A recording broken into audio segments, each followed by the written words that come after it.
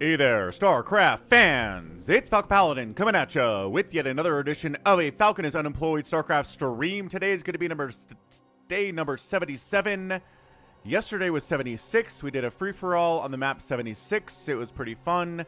And if you want to see that, check out yesterday's VOD, man. It was a good time. Alright, so...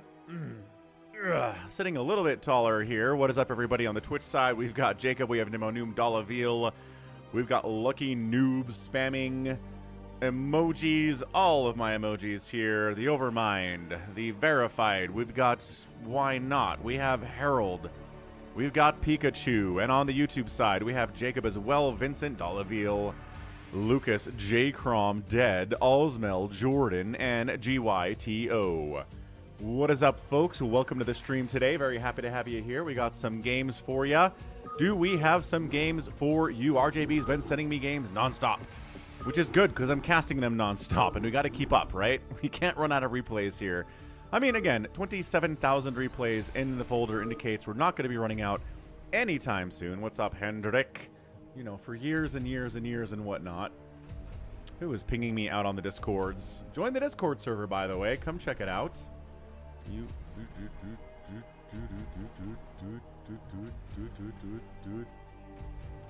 Okay, good. It's one of my friends from high school, actually, sending me a video of a Nerf nuke that somebody made.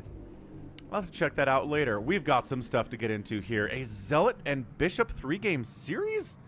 Let's do that. Heck yes, what a great start. ZeLoT and Bishop, 3 games in a row here, played, it looks like, either this year or late last year. So we got Bishop on the channel, I think not for the first time, but the first time on the live stream a couple days ago. And then we are going to have ZeLoT back. ZeLoT is a very, very aggressive Zerg player. Probably too aggressive for his own good. I think it's fair to categorize him that way, right? A little bit too aggressive for his own good, but he does his best, and he's very fun to watch as a result. So top left, it is a yellow Zerg player. It is ZeLoT. Top right, it's Bishop. We don't like the brown here. It's too hard to see on the mini-map, so we're going to go blue and red. Sorry for the change on the color here, but the red Zerg looks good with the pre-order skin for the hatchery for the remaster, which is like, man, 8 years old now? Holy smokes. Yeah, Dollyville needs somebody to fill this Steal the Bacon map with critters. That sounds like a lot of fun. So yeah, Lucky Noob can help with that. Happy can help with that, obviously. Dead can help with that, too. You can meet up in the Discord server. I believe Dollyville did ask for some help there in the Discord server, but then I came in and posted some stuff and kind of got in the way. So I'm not sure people actually saw it, so I apologize for the inconvenience.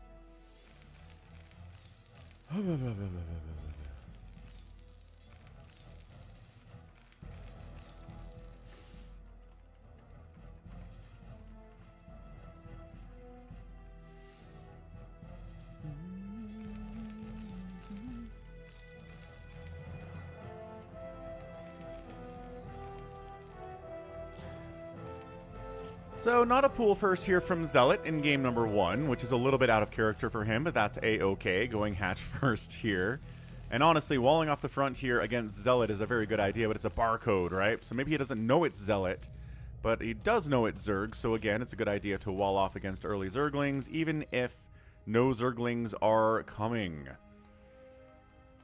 Good stuff, Jordan. That is a classic combo from McDonald's, man. I think they introduced the Big Mac like in the 80s. So, I mean, you're looking at a 40-year-old meal that you're eating that is consistently available through today from the same McDonald's, same franchise, which is nuts. What's up, Yhaas? What's up, Grant J? What are we doing? Zergy Zerg, getting gas, not going for a 3-hatch before gas or anything insane like that. 1 racks expand. Love this from Bishop. Good to get the economy going against a Zerg player who's really trying to get their economy going, at least for now. Again, this could be a 2-baser, right? This could be a 2-base attack. 2-hatch Muta. Tons and tons and tons of Muta. Tons of Lings. Never even trying to go for a 3rd base, which would be on par for what ZeLoT likes to do.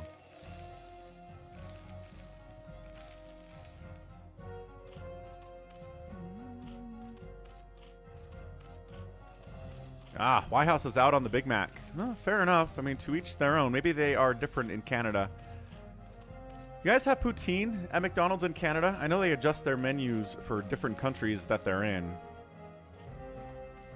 Hey, Luca, what's up? Yeah, man, we are just getting started, sir. Just getting started. Ah, your predictions are still broken? What the heck is going on? Contact Twitch support, Jacob. Maybe they can help you. Ugh, that was kind of a horrible little ling push there. But the Spire's getting started here at about 4 minutes. That's all good.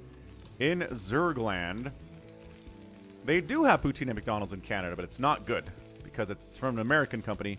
And the only American company that makes good poutine in Canada is Costco. Noted. That's good to know. Oh, do not die on me, stream. Don't you do it. YouTube's complaining, but I think we're okay. Oh, butts.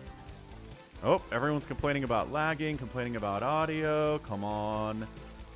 Recover, recover, recover. You got this. You got this. Streamlabs, we were doing so well for the first 10 minutes. Hey, it's a third base from ZeLoT. Okay, so ZeLoT's not going crazy two-base shenanigans here. Sunken on the way. At the front, he's worried about it being, well, being mech, which it isn't, because that's a second Rax coming in. What's up, Billy Burr? Yeah, I've been doing well. Man, I am not dropping any frames at all. Saying YouTube is fine. Twitch lost its audio. Twitch should recover here. Because I'm not seeing drop frames. I'm still sending at 6,000 megabytes a second. Yeah. Okay, we're back. We're back. All right, so that was a minor hiccup. Both on Twitch and YouTube, but I think we're okay with a refresh. Twitch is saying we're back. What's up, Get Trapped? What's up, Lucas? Okay, awesome. Awesome, awesome. Wow. I always get nervous when that happens, because again, Twitch will recover from these shenanigans. But unfortunately, YouTube really struggles with that, so I'm good to see that YouTube is A-okay. Yeah, again, and I was just saying, it's sad that you see every TVZ as a Protoss loss. That's a lot of losses for your beloved Protoss, right? So 5 mutas out, +1 attack coming in, 4 mutas on the way. Muta, muta, muta, muta. Mutmuts all over the place here for ZeLoT trying to win this game with mutas. And gosh darn it, nothing else. So the muta stacking, looking good. Taking down a turret, killing an SCV. Flying around, up into the base. Another SCV goes down, getting chased out by the Marines. They are working on a +1. It's almost done at the same time as their range upgrade, which is really early. And will be nice against these mutas because they are very squishy and every +1 helps. Marine, tries to get back to the missile turret, dies. This SCV dies. That turret not happening either. Wait, SCV lives? SCV totally lives. Never mind. We're back with more mutalisks, baby. 4 more are on the way. Turret's getting hits off, but there's a lot of mutas for you to kill. It's a big ask for you to kill every one of these mutalisks, single missile turret. And in fact, you're dead now. So this is excellent, excellent mutamicro from ZeLoT. Again, he is a really good Zerg player. He's probably not going to win SSL 2, and that's not just because Sulky exists. He's probably going to lose in the earlier stages. But I mean, he's really good. He's got 3 bases rolling here. His APM's high. His micro's good. His macro's good. He's spending his cash. He's making nothing but mutalisks. This is a viable strategy. He's not doing anything too kooky in this game. This is something Soma loves to do. We've seen Larva do this to a great extent as well. And yeah, got that full stack of mutas. There's that 11. This is some incredible micro. 1 muta dies, but he's winning this. He's just winning this with mutalisks. Couple more mutas die. Every medic that dies is a big one. I don't think he's killed any of those yet. And he's just refreshing his mutas that die with more mutas. That's all that we're doing back home. Maybe a drone here and there. An overlord. That +1 attack is coming in, and I worry for Bishop that when that +1 comes in, that ZeLoT just wins. That it's over. The +1 attack is going to be too much. And we're back up to 11. Come on, Bishop. He's stimming. He's got that +1 attack, which I talked about earlier. It's not helping as much as he wants. What? Why doesn't Y2 buy Twitch? Because, I mean, I don't know. Because monopolies are bad? Like, we don't want monopolies, right? We want companies to have to compete with each other so that they are motivated to improve their product, to encourage people to come to their platform. If it's all one thing, then nobody has all that motivation to improve. Monopolies are bad for the peoples, right? Hydroden coming in, so maybe he's like, maybe I do need some lurkers against all of these Marines. Another couple mutas died. Another muta dies. And then we replace with healthier mutas. He's making some split-second decisions here. Amazon did buy Twitch. What's up? I shall return. What's up, Allbrand? Abe Gannon says, I get your perspective, Gannon. I just think it's a sad way to choose to view StarCraft. Like when I watch a PvT, I just assume that the Zerg player's off somewhere having a vacation. Really enjoying their day off, right? It's a good thing for the Zerg. And we're back. Like, it's just an 11 stack of Muta constantly coming at you. +1 attack is done. Lurker aspect is on the way. Still, the SCV count is hefty, right? If you knock the Terran player to under 20 workers or so, that's another hiccup. What is with these hiccups today on the network?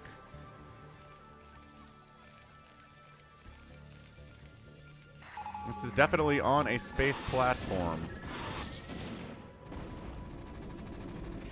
Yeah, it's weird. Like, YouTube is complaining a little bit, but I'm not seeing any frame drops in my OBS at all.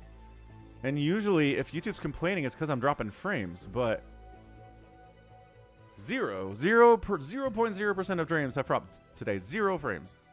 0. Anyway, at this point, I think our guy ZeLoT is way out in the head. He's got a 3rd base. He's got a 4th base.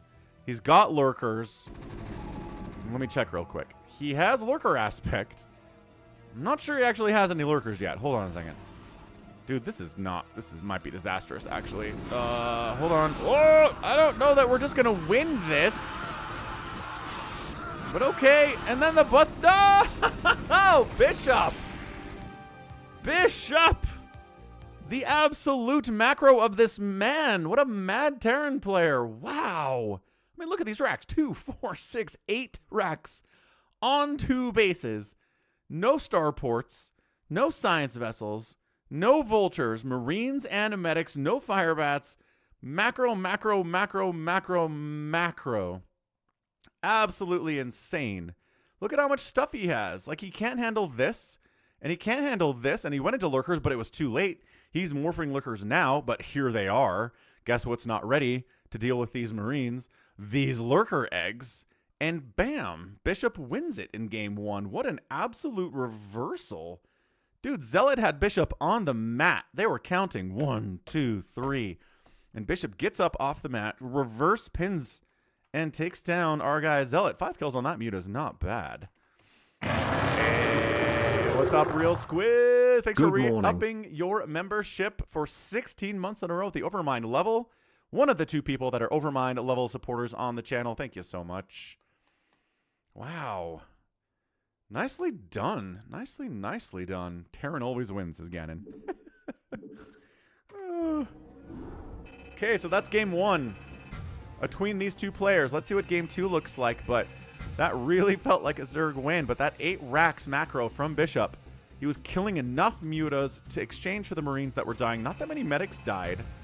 I noted that earlier, and it really came into play. And the outspend looks like it's enough, but that's an amazing kill-death ratio, considering it was mostly Mutalisks dying and not many Lings. So, wow. Joey M. No school because of wind? Huh. Are you in California? We're on Pantheon for game number 2 between Bishop and ZeLoT. Again, this is not a best of 3. So, I don't know. This is not something that ZeLoT needs to win to force a game 3, because we have a game 3. This could just be 3 straight wins by Bishop. I don't know. So bottom left to Pantheon. Yeah, blue Terran player. Bishop, bottom right. It's ZeLoT. He's yellow. Wonderful. Osmel appreciates some good Terran stuff here.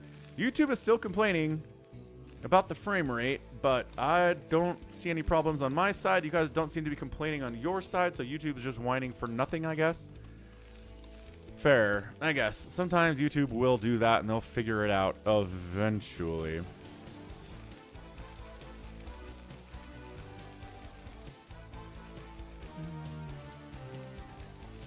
Amazon is so funny. to buy a new, couple new, like, drain plugs from the sinks in my house. And they're like, hey, you can get it tomorrow, or if you wait until Wednesday, we'll give you a 6% credit. And I was like, okay, I can wait until Wednesday. This isn't a big deal. And then they're like, oh, it's going to be delivered today. And I was like, do I still get the credit even though it's being delivered today instead of Wednesday? I don't know. They're very funny sometimes. Overlord's counting the wrong direction here on Pantheon. That's another complaining that YouTube is doing here. Wine. YouTube, I see you. I understand you have concerns, but I don't see any issues in my end. Oh, we're actually dropping frames now. See you later, Jordan. 169 frames have been dropped. Okay, hold up. We might be having some internet issues. And now we're okay again. Okay, we have dropped 169 frames recently.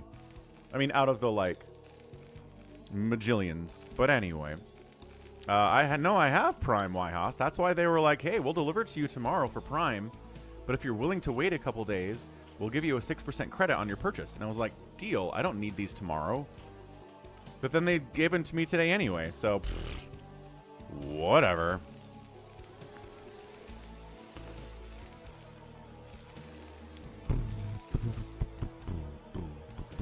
ZeLoT again going hatch first. Steve the SCV scouting out, seeing what's going on down this way.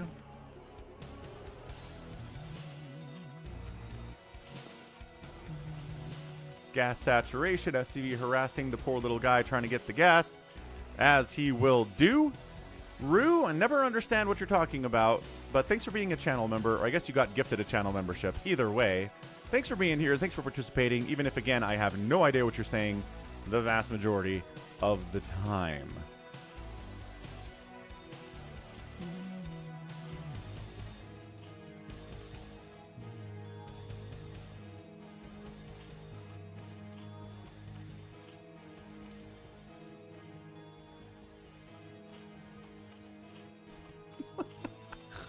Wow. So somebody asked me a question 4 months ago on a YouTube channel, on a YouTube video that I made. I responded to it.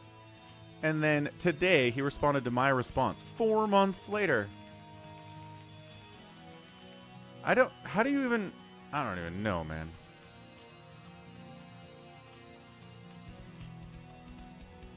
You have a new, oh, there we go. That's the most straightforward English sentence I've seen Rue make today. And ever, possibly. Huh. Fair enough. Well, good to see you, Rue. Zerglings, where are you from, by the way? Say France. Stoner Boner with 100 bits. What's up, Stoner Boner? Appreciate the bits, sir. Hope you're having a great Monday. Lair finishing. Spire timing. 3:55. Oh, yeah. Not 4 minutes. 3:55. That's how we do in ZeLoT land. Bishop. Again, fast engineering bay. Academy coming in normal time. Overlord, I don't know what we're scouting up here necessarily, Overlord, sir, but you do that. You get that information. Tiny little Marine push out, which this Overlord sees. Really important for this Overlord to see this push out, right? If you get caught by surprise by a little push out of 5 Marines, you die. So that's why you see it coming. So you can make enoughlings. You can maybe get a sunken going. That'd be pretty nice. And the good thing about the Terran aspect of this is you don't have to commit here. You don't have to attack. You forced a sunken out, you forced out some extra lings, and now you go home. See? Easy. Don't have to lose a Marine for it. These guys will be part of a future attack and be very powerful. The Zerg player lost a drone, lost more resources to upgrade to a sunken, and now their economy is not as good, and all you did was walk across the map and then walk back home. You should do this. Terran and Protoss, do it against Zerg every game. Every game. If you force them to overreact to what you're doing, that's a win. Ding! All Zerg wants to do at this stage of the game, unless they're going for a crazy, like, one base all-in, is make drones. And if they're not making drones, if they're making sunkens, that's bad for them. They don't want to do it.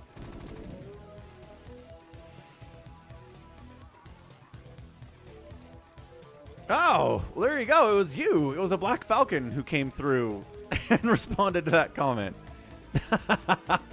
I didn't realize you'd be watching as I was talking about it. That's funny. Third base coming in from ZeLoT. Yeah, I did not have the time to read your response, and I didn't know what the context was because it's been 4 months, but I'll look at it after the stream And if you need my response to it, I will get on it, again, in about 3.5 hours when stream is over. Okay, so Marines out. Medics here. Anything other than what we saw in the last game, right? Do we go 8 racks? Do we got the turrets? Yes. Or any sign of a factory from our... Probably didn't kill enough SCVs. Probably didn't kill enough medics, if I had to guess what happened to him in the game 1 here. But the harassment continues. More mutas keep getting added to the party. That +1 attack coming in. ZeLoT's doing the same build. He is making no deviations here. What he could do if he wanted was get lurker aspect a little bit sooner than he did in the last game. Well, thanks, Jacob. I try my best. Again, I'm not saying that channels that don't respond are bad, because there are channels that are ginormous and cannot respond to every comment, and so I don't begrudge them that fact, but I'm small enough that I can, so I do. Okay, 11 stack of mutas, +1 attack coming in. Stop me if you've heard this one. Don't look at the sky, don't look at the sea, because he's inside of you and me. That's right. McDonald's Sesame Street songs that I learned when I was 5 years old are still stuck in my head. Incredible stuff. Did you lose audio again? What is going on today? I don't think it's Twitch's fault, because YouTube's complaining about it as well. Something's happening either with my network or Streamlabs network. Either way, Muta's getting a few kills here on this little high bridge thing that we're looking at inside the main base. Any turrets down here? No. Uh-oh. Really should probably put a turret down there. Sup, Jericho? Yeah, we could do a Phantom today. Phantoms are good. Yeah, it's not a YouTube versus a Twitch thing. I think both sides are seeing issues. YouTube is seeing lag, and then Twitch is losing the audio every once in a while, and then it recovers. So it is a bit of a faster Hydra Den this time, I think. It feels like it's faster this time. So maybe this is ZeLoT learning what he needs to do. He's going to try to jump on this with everything he's got. And he brings the Lings along, brings his injured Muta boys to the battle as well. Okay, but it's 37 to 30 workers. Medics are dying this time. There we go. Medics getting picked out at a certain number here. Is there 1 medic remaining? Oh, that's actually big. 1 medic left.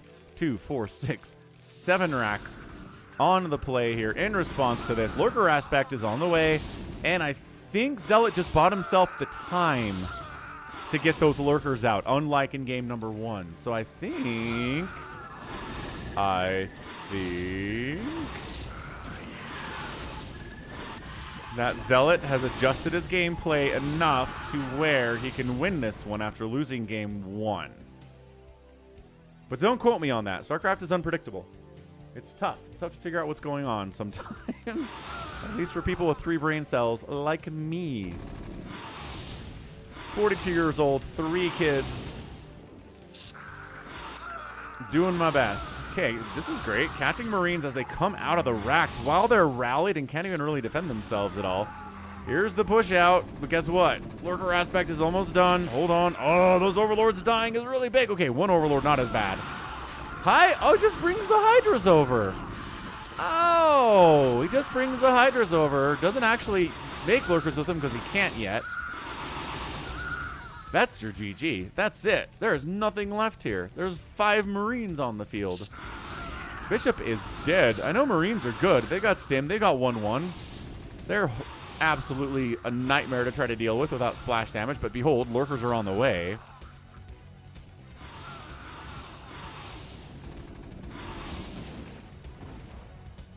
These guys, I don't know if they're going for the 3rd base or what, but yeah, this is what he was trying to do in the last game, just parking over that group of Marines and killing them. The lurkers show up. GG. All right, so ZeLoT, there you go, adjusting his play style to deal with what's going on here, how Bishop responds to it, gets some Hydras out earlier, uses them in this engagement, then turns them into lurkers after lurker aspect finishes, and bam, he done. Killed more medics this time. The SCV count was still pretty good from Bishop, but couldn't get that big ball like he wanted to. Glad to hear you're back out there on the Twitch. Lost. Utterly lost as to what the network issues are, but I hope they improve. I guess is where we're at. So we're at 1-1 and kind of an impromptu best of 3. Again, this was not sold to me as a best of 3. Look at this kill death ratio. 105 to 26. Whoa. Whoa. That's a big number. And then an outspend of about the same as the last game. Just did a better job killing this time. So game number 3 is going to be here on Pantheon. Sorry, Polypoid for game number 3. I apologize. Let's see what we get in game number 3 between Bishop and ZeLoT. We've seen how they played against each other in games 1 and game 2. So top right of Pantheon, it's going to be a blue Terran player, and the red Zerg is in the top left.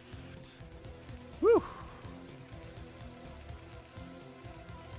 So yeah, pretty crazy stuff with the California, Los Angeles area fires that have been going on over the last few days. Seen some videos of like really high winds combined with fires, doing some absolutely crazy things. A lot of houses are lost.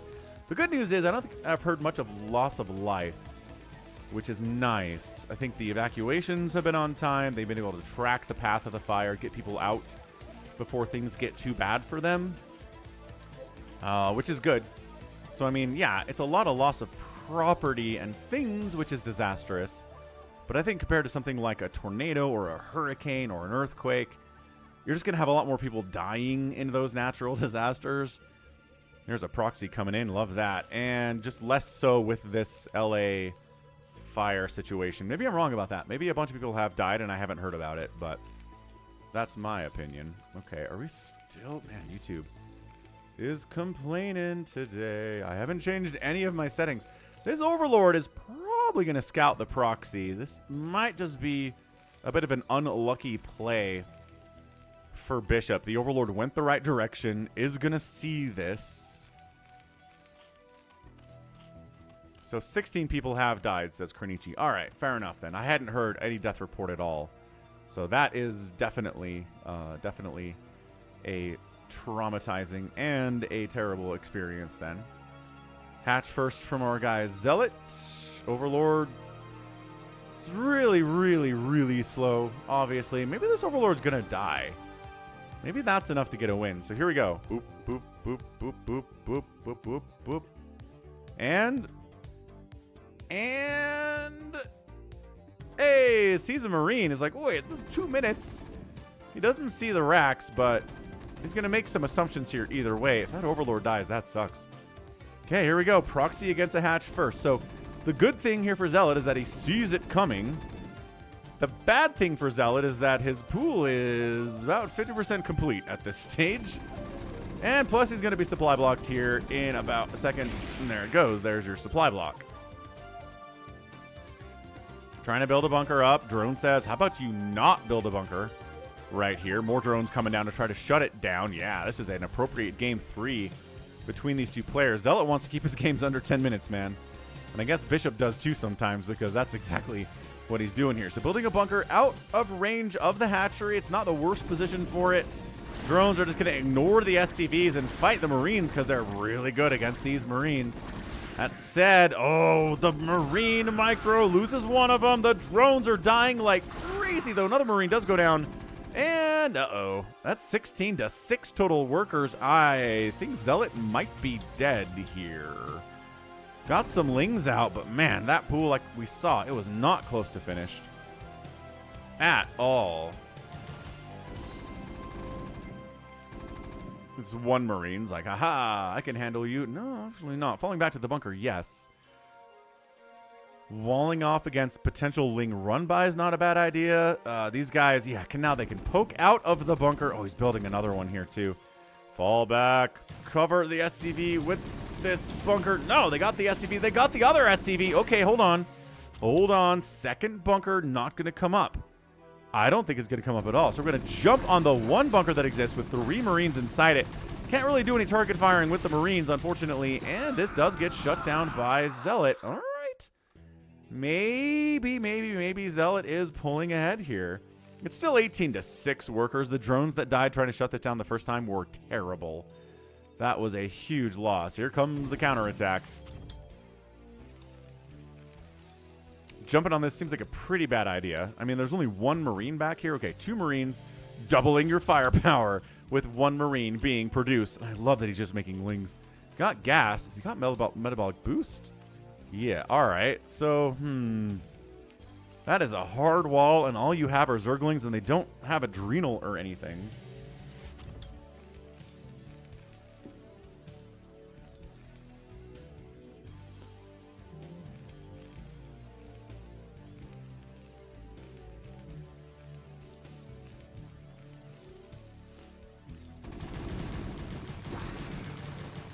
I guess he's going for it, folks. I don't think he should here. The repair is really good.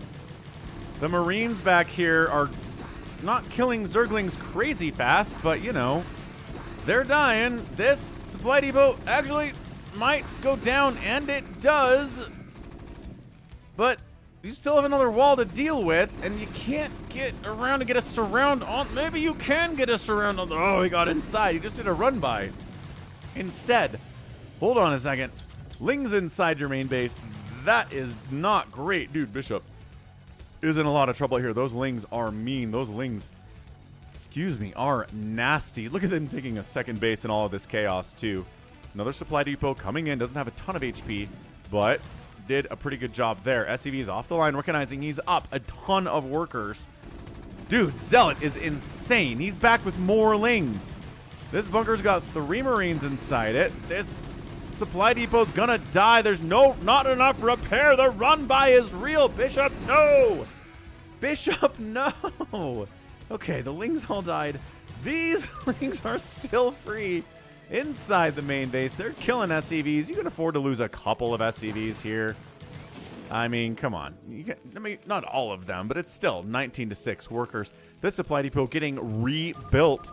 Oh, and that's it. ZeLoT taps out. He's like, I don't have enough economy to hold here. I was trying to win with those Lings, and Bishop gets the victory. Still just kind of hanging out. I mean, I don't know what he's doing exactly, why he's still in the game, but he wins it in a crazy, crazy little 6-minute game there that starts with a bunker rush that doesn't succeed, but he does kill enough Lings and enough drones that ZeLoT feels like he's so behind. He needs to try to win it now, and he can't pull it off. So GG.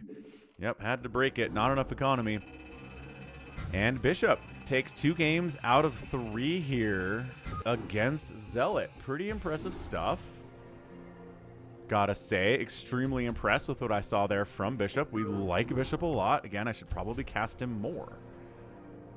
So let's head on out to this folder and say we already cast these games. Thanks, RJB, for the replays, as always. RJB, the benefactor of the channel in a lot of ways. Okay, what else do we have as far as series are concerned here? Scan and ZeLoT. Ooh, Scan and ZeLoT could be a lot of fun. Royal and Soma. Got a lot of TVZ stuff going on out here.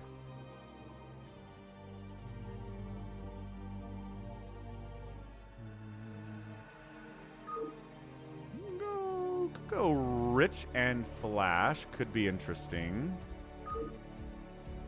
Again, see how Rich does against the Flash.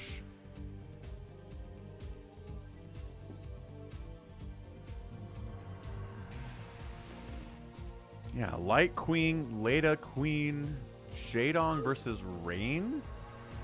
Sure, let's do some of this. Let's do some Jaedong versus Rain stuff here. Some PvZ. Again, not necessarily a full series. It's just a bunch of games that were played one after the other. Let's see how this goes. Yeah, ZeLoT's a lot of fun to watch. Absolutely. So left side of the map, it's a yellow Protoss player. It's Rain. Right side, it is Jaedong. Under his Smurf name, La Dolce Vita, which is Italian for the good life, something like that.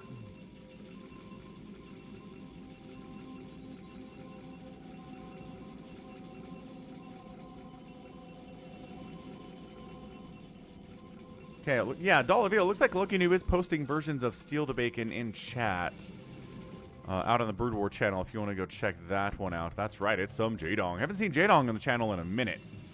So this is going to be fun. Rain versus Jaedong. We are going for an overpool from our guy Jaedong here on Apocalypse. Very fun desert map. Big fan of it. Do not go Nexus first. Okay. He's going for a Forge because he doesn't know what's happening. And it is a pool first, so it was a good choice for sure. What's up, Arcadiox? Happy Monday, man. Glad you could make it to the stream today. Good to see ya. And then to the expansion. Sees the pool timing. Rain does and goes, yes. Of course, there will be some lings produced for an aggressive manner. But the Overlord sees the Forge, sees the expand, sees the cannon, says, we're not going to flood lings here. Really not going to do any good whatsoever. So we'll get enough lings to chase this probe around and hopefully kill it. Try to keep it away from us while we get gas. While we get a third base, because again, it was a Forge expand, which means you can't do anything about this. Unless you cannon rush it. Which we did see in that Action vs. Stork game last week that I recast and I'm going to post this week. So if you missed Action vs. Stork, an elite, crazy epic game with an insane ending, look for that. I think it's posting on Wednesday as a standalone VOD. Because again, I watched and I was like, I don't know. I was distracted for the first part of the game. I didn't really catch a lot of what was going on. I'm reading chat, which is kind of one of the issues with these live streams, is it's not as focused as the regular VOD streams that I post daily here on the YouTube channel. This replay is, Kronichi, great question. I don't know, but it's on Apocalypse. And Apocalypse is a fairly new map, right? So I'd say within the last couple of years this game has happened. So it's not exactly peak Jaedong, so keep that in mind when you're placing your bets. And Rain's not exactly the best Protoss player ever either. Look at him. This probe, though, finally gets killed. Insane. And it's a Corsair +1 opening here from Rain.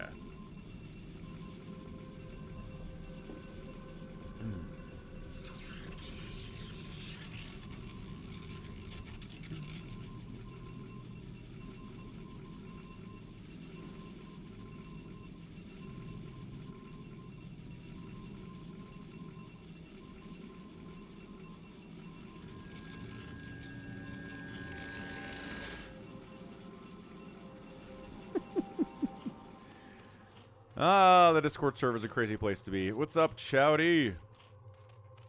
Come join the Discord server, people. It's fun. It is a fun place to be. There's insanity. We talk about all sorts of stuff. StarCraft, movies we're watching, games we're playing other than StarCraft, heresy, I know. A little bit of politics mixed in there if you want. It's all kind of contained to one channel, though. So if you don't want those, you can ignore the Mojo Dojo. Mojo Jojo Dojo? That's what it is. Mojo Dojo Dojo. Hey, we got someone to join the Discord server.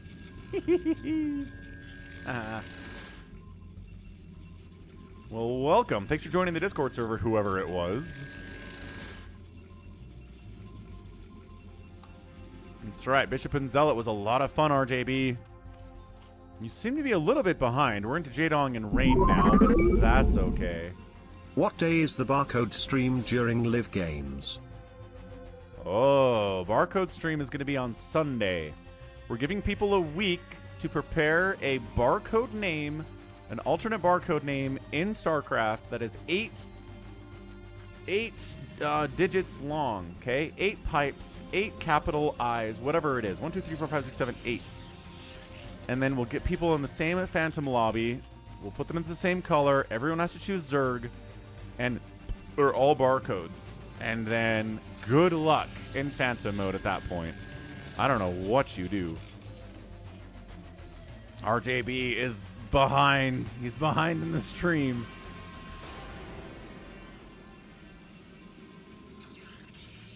There you go. RJB caught up to Apocalypse. He will get to the point where I'm actually talking to him in about 3 minutes, I think, at the rate that he's watching.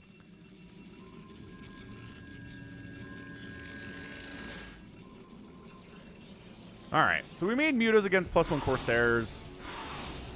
We know how that usually goes. Jaedong, I'm not going to complain about it. Let's see how the Corsair ball does against these mutas. You still got a micro against them. You got to worry about this Scourge Ball following behind as well. But Jaedong loves his mutas. He is one of the OG muta enjoyers in the history of StarCraft. Of course, look at the dance. Yeah, the Corsairs are like, ooh, Mutalisks. Oh no, Scourge, run. Run, be free.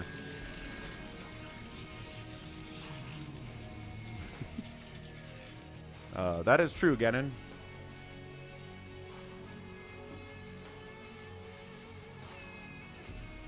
Oh, there is a DT out. Look at that. But we have Overlords. We've got Hydras.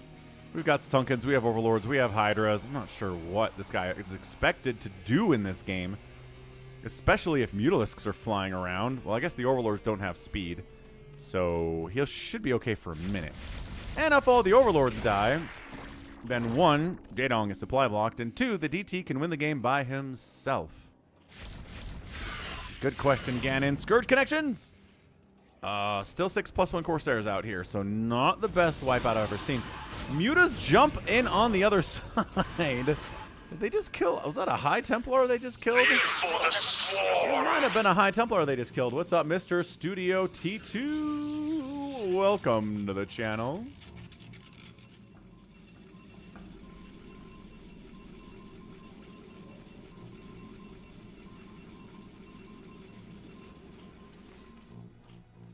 So into Hydra is not trying to go a mass Mutalisk style, which is not really viable in this strategy or in this matchup anyway. Yeah, it must have been a High Templar. Yep, because look, there's one here. There was another one here that got picked out by those Mutalisks too. Is this DT trying to still do stuff? He's kind of adorable that way. Look at him. He's like, no, run. Overlord is not fast. Trying to pin him down. Oh my gosh, he gets away. He's got about half of HP left, but he is alive. Singularity Charge is on the way. Ling's going for a bit of a run by. Check to see if there's a third base. Actually, no, this Overlord is doing that.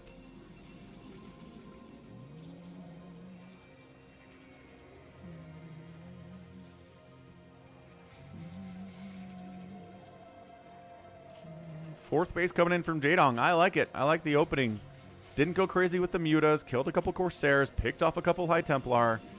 Getting a third base and a fourth base. And then maybe harassing this third base while working on Lurker aspect. Getting upgrades for his Hydras. Dragoons obviously going to be answer to that too. Speedlots, High Templar, Dragoons, all of this stuff is a very, very hard composition to deal with if you're a Zerg player, especially if you don't have the Lurkers.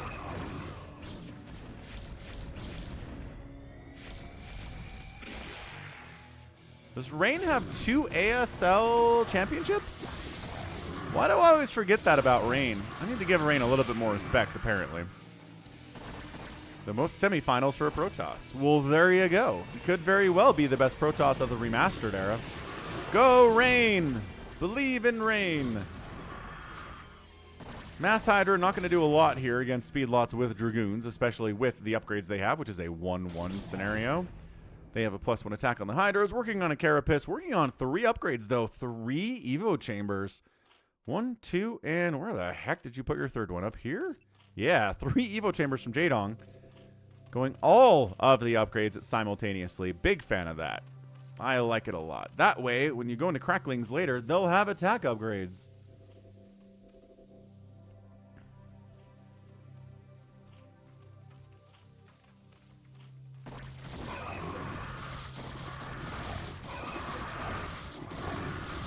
Alright. Hydra is getting backed into a corner and absolutely murdered. Not something any Zerg player really wants to see. Yes, you were back. There's been some lag and some connectivity issues on the stream today, RJB, so I think that's had something to do with it. Hopefully, they don't come back. We've been good for like 4 minutes now. Fingers crossed. Alright, classic Lurkers on the high ground. Classic Dragoons on the high ground. Classic Siege Tanks on the high ground. Apocalypse has a lot of high ground. And you have to cross the high ground to get to your enemies. So, putting stuff on the high ground is a no-brainer on this map. Hive on the way from the Dong. Kadaren Amulet on the way from the Mini Maxi.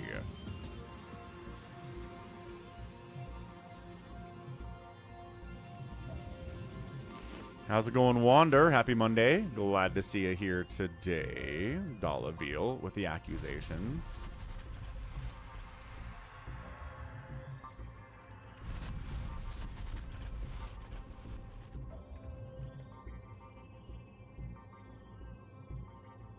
Oh, Ling's jumping down. Zealots are ready for it, folks. That's right. Good protection on that probe. Ah, other Protoss players would send that probe down just to expand by himself and then he would die. Not Rain. Not today. All right, Ling's jumping on this mess. They don't have Adrenal yet because the Hive's not done, but they're 1-1 Lings. And they're going to help shove back, at least buffer for these lurkers to do the true damage.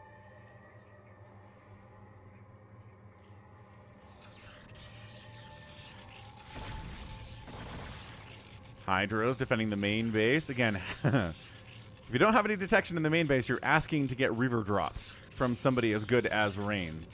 Scouts in, sees the Defiler mound, recognizes he's on a timer, folks. Dark Swarm's going to start showing up. Plague's going to start showing up. The first 3 games of the day did not have any of that stuff. Zealot was not interested in teching into a Hive at all, so he didn't. But also the games were short, so he didn't really have the chance to either. Anyway, point is, Jaedong is getting Defilers, and that's going to change this whole matchup for sure. What's up, Goodbye Limits?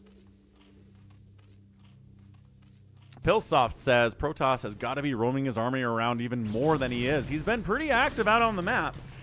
I guess if you want him to be more active... Oh, good snipe on a couple High Templar with those Lings. Beautiful. They don't have the Adrenal yet. Who says you have to have Adrenal to live to your full potential as a Zergling?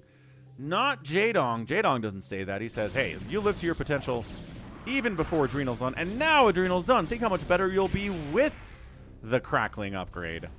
As always, Protoss would be good with some Reavers, but they take a while to get them. I don't know. It's a question of what you can afford, right? How much gas does he have right now? Not a lot. He's firing up High Templar like crazy. He could cut a couple High Templar to get into Reaver tech right now, right? But, man... How many High Templar do you want to cut? How many times have you seen a Protoss player die because they don't have enough High Templar at this stage of the game? Yeah, attacking up this high ground. I think he's just trying to do it because otherwise there's going to be Dark Swarm next time he tries.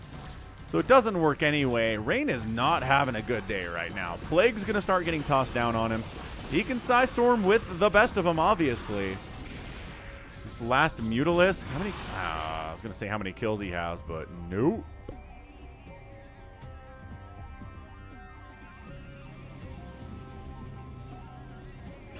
Dollaville's working on 100k Falcon chips, man.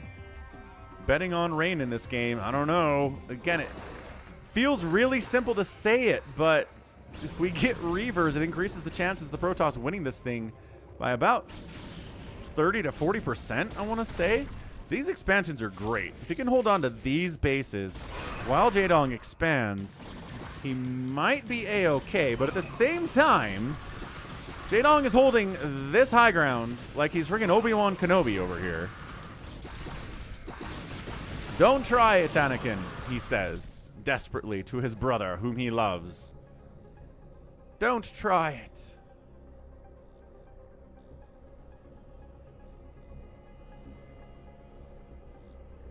Corsair's checking to see if there's another base. He knows about this one.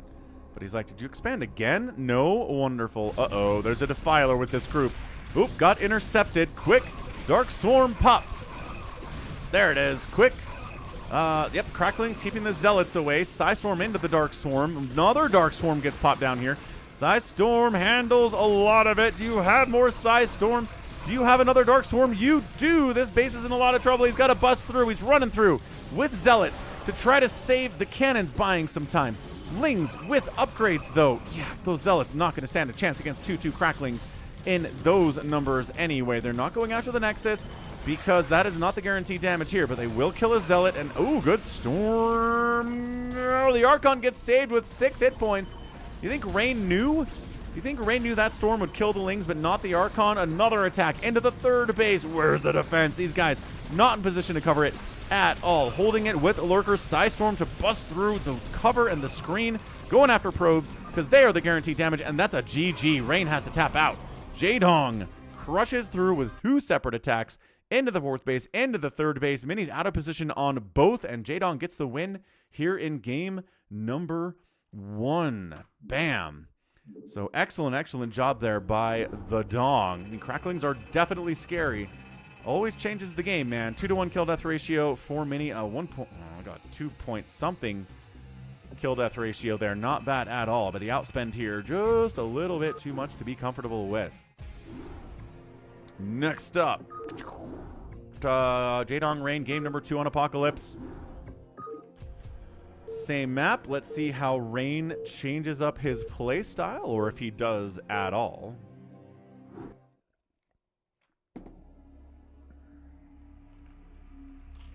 Okay, left side, Teal, Zerg player. Right side, Red, Protoss player. You knew who they are. It's game 2 of our series of games between these 2 players. It's not going to be a best of, necessarily, but it could be one by accident. Neat. Yeah, glad you're enjoying the games, Pillsoft. This is some pretty fantastic PvZ sent in by RJB, who does have his ear to the ground in the professional StarCraft scene, and sends me the replays that he considers worth showing up on the YouTube and on the Twitch for the enjoyment and the enrichment of everybody here. So we're just going to go gate this time. We're not going to go forge. We're going to try to pressure the Zerg. Hope it's a hatch first. Get some Zealots over there and really cause them some problems. And guess what? It's a hatch first. So, Robert the Zealot. The good thing about 3-player maps is you scout one location and you know where the enemy is. Either because they're there or because they're in the other position they can be.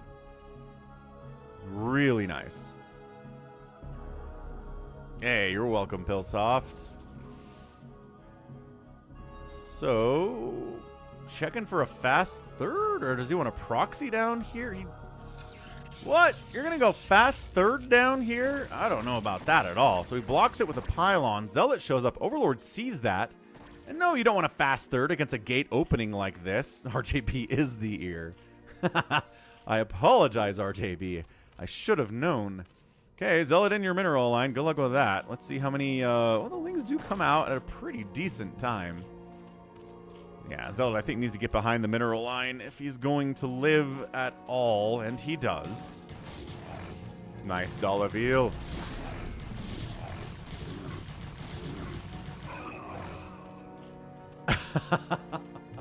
Yeah, Pillsoft. I've been casting StarCraft since 2015, so...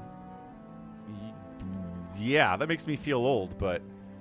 you were a kid on YouTube asking about pro games. Now it's 2025, and you're an adult with a college degree.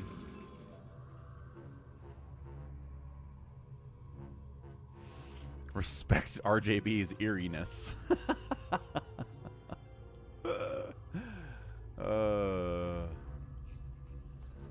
I know, we're coming up on the 10-year anniversary. It's like February 23rd or something. It's the day I created my YouTube channel. 2015. That's insane.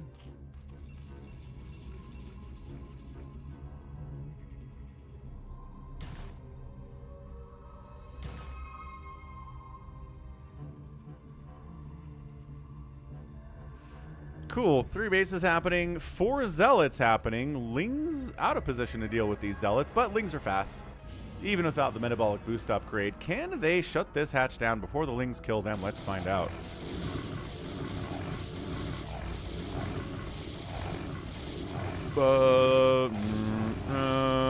Yeah, there's enough Lings.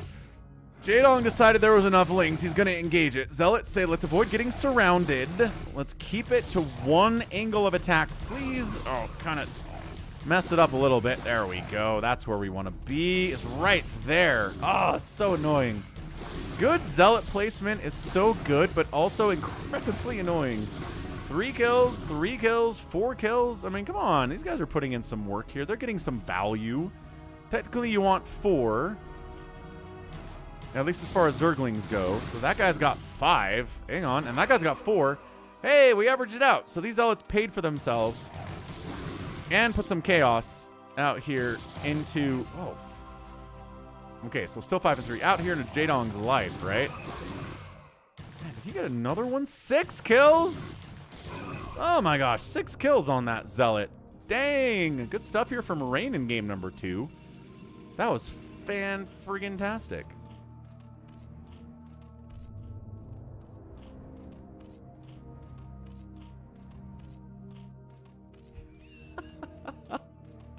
Psychonauts.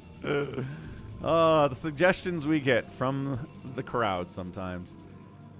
Maybe I'll do a 24-hour stream on my 10-year anniversary. How's that sound? 24-hour stream, no sleep. Falcon will die. Live on Twitch. Come check it out.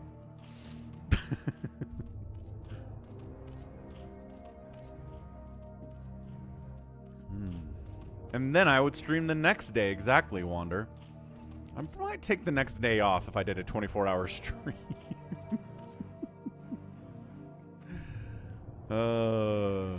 Good man, Yhas. Keep it up. Citadel, great. +1 attack for the Corsairs, also wonderful. Mutalisks, nice.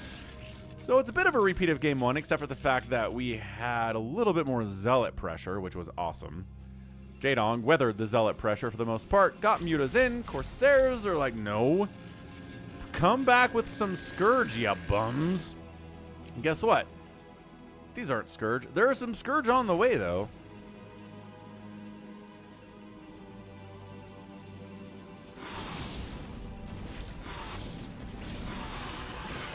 Scourge connecting on one of the Corsairs there. Muta's trying to pick him out too, but it's tough because you need to stack them.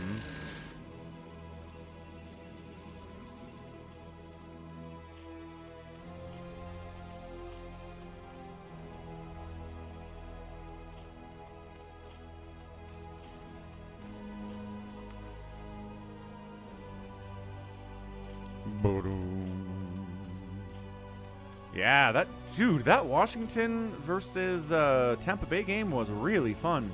This Daniels kid is not bad. That third down he completed on that final game-winning drive last night was amazing. He's great. I really look forward to him.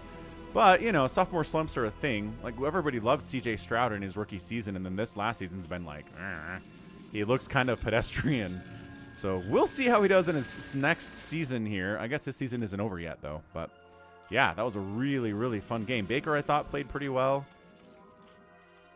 But, and that kick that doinked in for the game-winning field goal, poof, Commanders fans, heart attack season for them so often.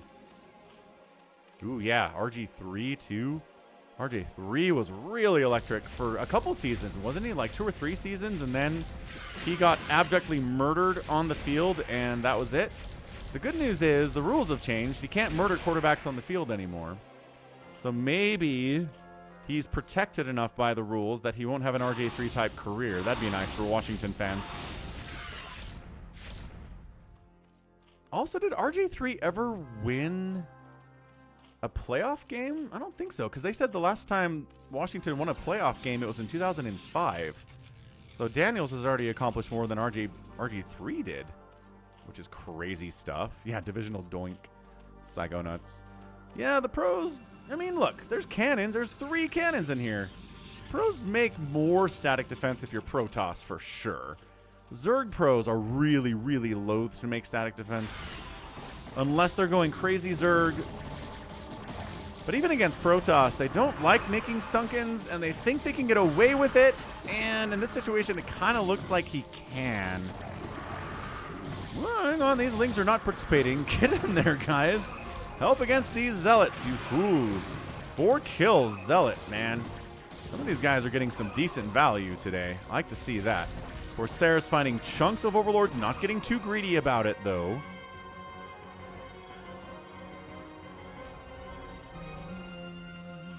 Yeah, RJ3 never won a playoff game. So, yeah, Daniels has technically surpassed RG3 in career accomplishments, which is kind of insane, but...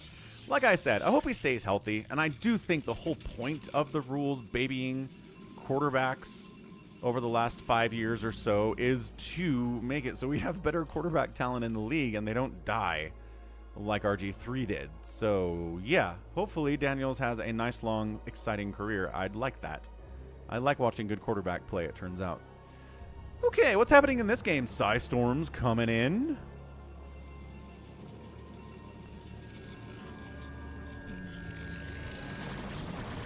Okay, Hydra bust attempt. Storm is not done. Zealots hold the line. By the time until Psystorm is finished. Oh gosh, no. Next line of Zealots. Go. Cannons, fire away. Where is my Psystorm? We need it now. There it is. Immediately casting it as soon as it's ready to go, and it pushes the Hydras back. And oh, you thought we were out. No, he wanted that last cannon. He was willing to trade some Hydras for it. Okay, now we're out of Psystorm. Now it's getting dicey. Quick, kill the Overlord. Nope, couldn't kill the Overlord. A DT threat. Might have gotten those Hydras to lead, but the Zealots are going to do the same thing anyway. 87 to 75 supply in favor of Mini on 2 bases. He has the Psystorm. He can breathe a bit of a sigh of relief here, as he's not actually making more High Templar. He's really just making speed lots, which is fine. They've got 1/1 upgrades, so they can trade pretty well against just these Hydras. I mean, if it was just Hydras, you don't necessarily need a lot of Storm to deal with this.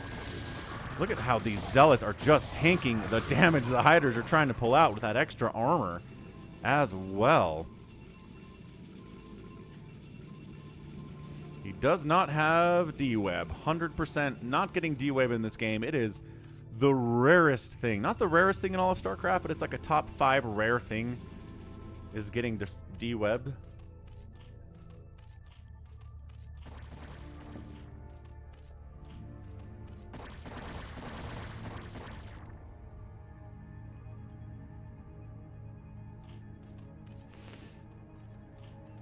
Yeah, I mean, look, D-Web, I've seen it be really effective in PvZ, especially combined with Reavers. Free did it, I think, to Queen or Hero or somebody on the channel a couple of months ago, and that was an incredible game. But, yeah, I just don't see it a lot. And I don't know. Good snipe on that High Templar. I don't know. I'm trying to figure out what exactly is preventing Protoss players from doing it more often. I'm not saying it should be the meta. I'm not saying you should go Reaver Disruption Web every PvZ, but having it in rotation seems like it wouldn't be too bad. It was Queen. Yeah, RJB.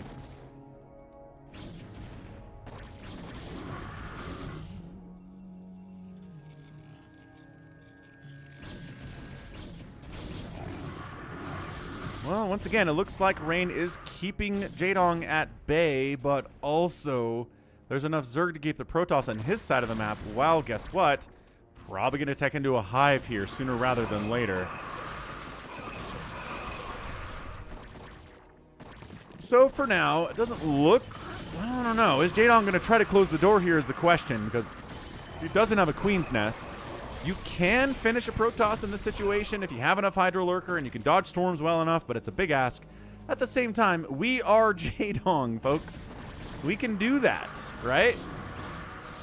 The storm dodges are good. There's no real storm happening here at all. Good snipe on the Obs. Ooh, this third base is in trouble now. The Obs got sniped. Overlord died, sending a DT into because this Obs is like, nope, we're not saving the third. Absolutely no. Okay, so he does get a cancel on the third. Massive victory there for Jaedong. Killing that probe would be nice because he could just build another. Okay, fine. Not killing that probe, I guess, is also fine. Lurker burrows in and oh, gets sniped immediately. This one Ob's putting in a lot of work. Corsairs hunting Overlords here towards the natural base.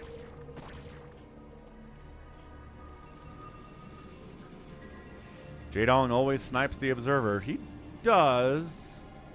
Oh, man. See, if you killed that probe, you could have delayed this construction by like 5 seconds.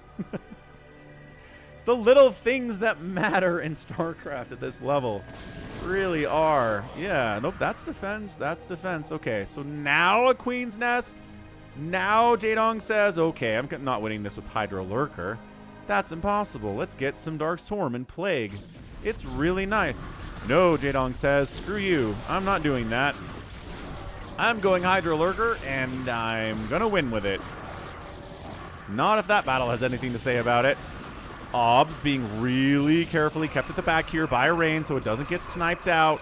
Not dealing with that many lurkers yet, though. There's the one over here, which is having a wonderful time, actually. Pretty fantastic time. No, we don't want Quebec. Absolutely not. Nobody wants Quebec. Give them to... Just give Quebec to France. They want to be French anyway. That's the answer to this problem.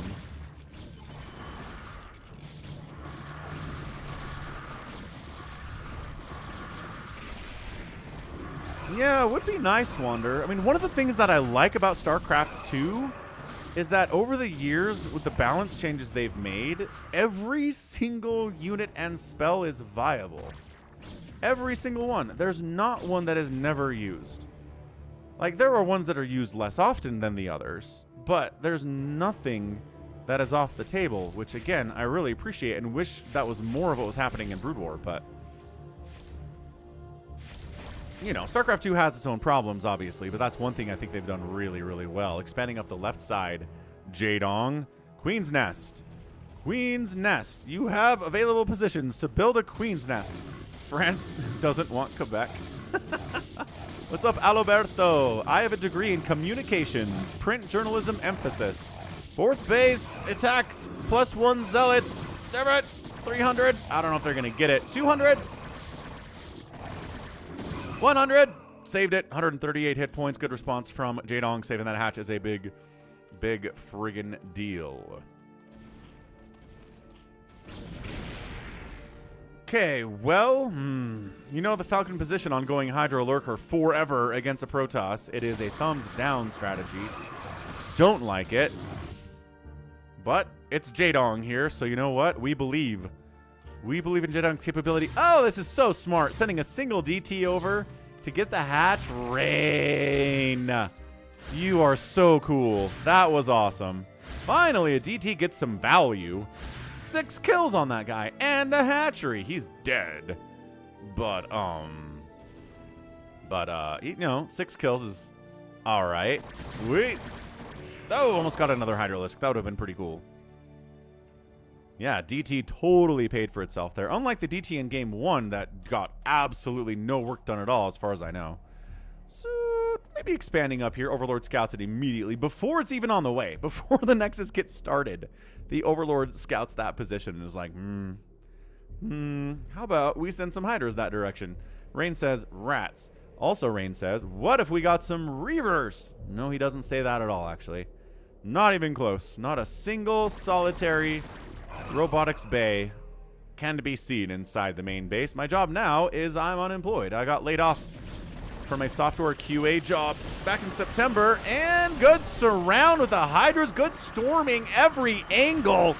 Oh, Rain, the Storm's circle of support over here. He might get overrun anyway just because there's so much Zerg, but no. He barely holds on. I guess these zealots helped a lot. GG! It's another Hydra Lurker Zerg that dies because they're too stubborn to go to Hive. Oh, yeah. That's what we're here for. Jaedong, man. Hilarious. Good job, Rain. Way to get it. The Psy Storms were so sick out there. So sick.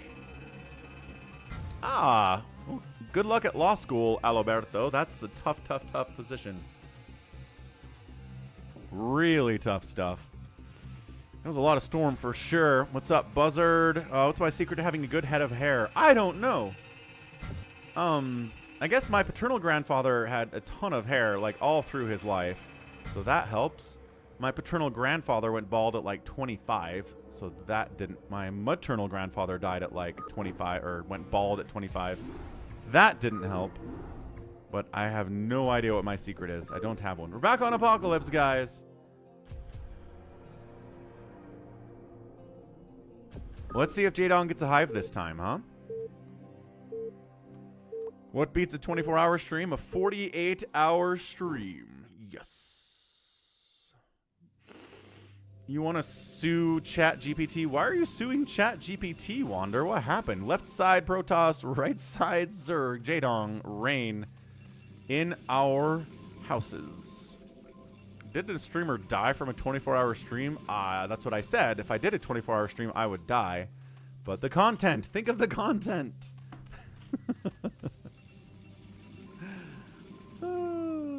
Oh, no. 2 of my brothers are actively balding right now. Okay, so there are 6 of us. I have good hair. Next brother's balding. Next brother's balding. Next brother's good. Next brother's good. Next brother's good. Wait, did I count too many there? Point is, 2 of the 6 of us are balding. But 2 of my brothers are like 25 and 22. So, we don't know about them until later.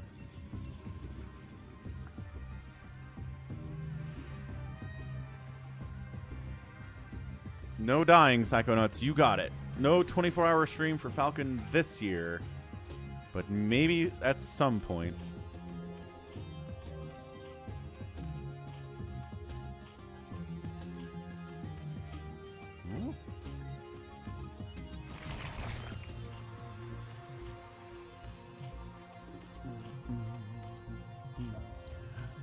All right, so Jaedong mixes it up. Well, no, he did.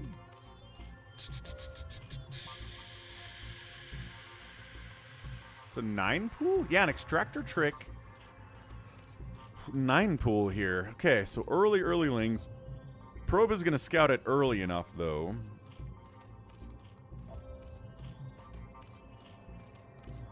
No, but seriously, why do you want to sue ChatGPT? What happened? It's a gate opening versus a pool opening. Okay, good. So everything's fine. Right, a lucky opening for the Protoss here. Got the scout off too, which is also a little bit lucky. But now can wall off against the early lings. Everything is totally fine. Scattered it out. What's up, Hashim?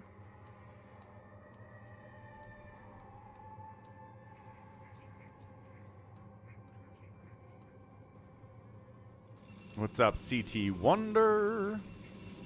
ChatGPT told Wander, oh, not Wander, it was Yhos that was complaining about ChatGPT. Told him to invest in Hawktail coin.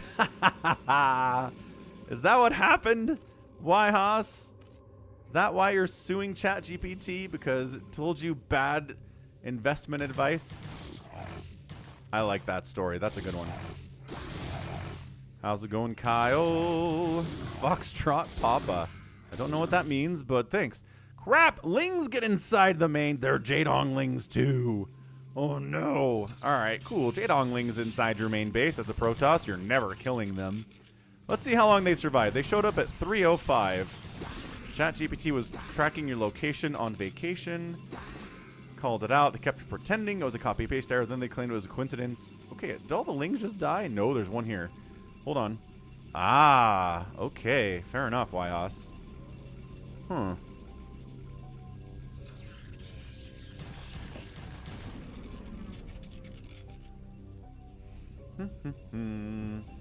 Been 30 seconds. These lings are inside. Did more lings show up? Yes. We replaced the lings that died with other lings from the outside. How is that not happening? Ah, Kyle. I see. I see now.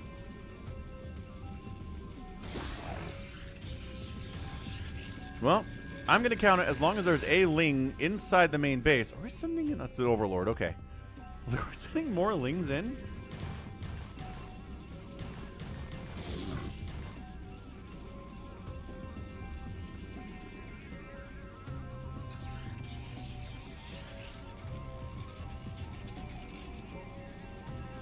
Oh, no, Yhos. I like how the verb is bowinged now. That's funny. Hashim, we're going to play in about half an hour, it looks like.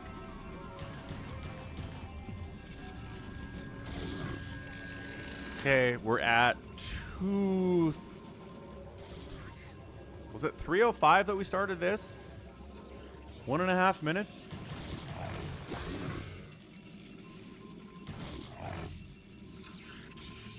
Still a ling inside the base. Lings are pressuring here too. Dude, Jaedong is going 3 base, mass Zergling, I guess. Except for, you know, the metabolic boost is later, but that's all good. This cannon is hugely important right now to Rain staying alive. Yeah, no, I got what you meant, Yhos. I just had never seen it used as a verb before, is all. Oh, stay alive. Metabolic boost is done. Now he can stay extra alive. What are we at? 520?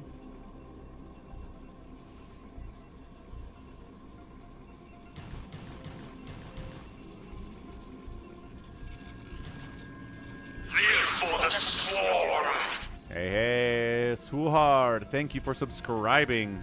I know we're missing stuff on the other side, but we can tell with the production tab, right? Hydralisk Den's on the way. 3 hatch, 26 to 23 workers. This Ling is still in your house at 547. It was 305 this thing started. It's going to get to 3 total minutes of perfect scouting on everything you're doing. He's regenerating its own energy. It's going to be up to full HP in a minute here. Man. Hey, what's up, Turgay? Okay, Zergling died at 6:13. So basically 3 minutes of perfect scouting here inside the Protoss base by that Zergling. Awesome, awesome stuff. Really cool stuff. No larva replays today. We don't have time for it, tragically, but maybe tomorrow. Prediction for the Super Bowl is probably, boringly, Kansas City. They've got the best coach. They've got the best quarterback. The other pieces are okay, and they just know how to win. So a three-peat here for Kansas City is my pick. Is that chalk? Yes. Is that boring? Kind of.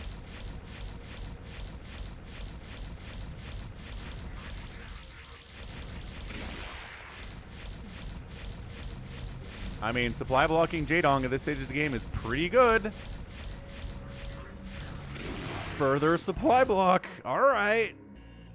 So Ling inside your base is bad. Getting supply blocked at 7 minutes is probably worse, though.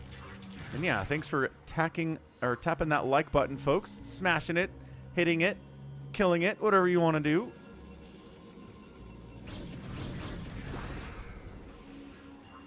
Rainmaker says, that's not boring unless you hate the Chiefs. A lot of people hate the Chiefs. I can't hate the Chiefs. I think Andy Reid's a really great guy.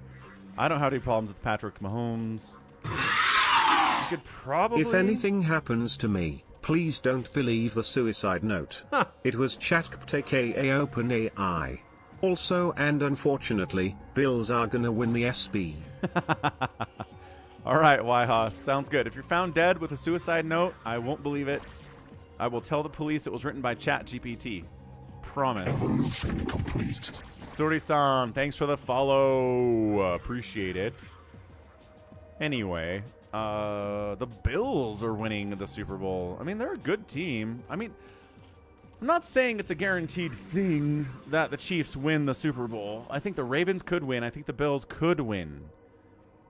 And I think the Chiefs will probably win. There are some options out there. Follower goal met. Did we hit 3,200? Check, check, check, check, check. Check, check, check, check, check. We hit 3,200. Let's go. Thanks, everyone, for following out on Twitch. Trying to get more followers out there so we can reach 75 average viewers to become a partner on Twitch, which is a heavy goal, but a lot of you guys are helping with it, and I appreciate that. As always, if you're on YouTube, you can also watch on Twitch at the same time at twitch.tv/FalconPaladin. Help get those numbers up. Anyway, this is a lot of Lings and Hydras for these Zealots to try to deal with. Suddenly, good surround, by the way. Not bad. Zealots are on the run now. Wyhaus hates Sam Altman. Yeah, fair. Probably is actively building the means for the destruction of humanity, so hard to like the guy. I hear it. RJB thinks the Lions will win. The Lions, also, I would not be surprised about.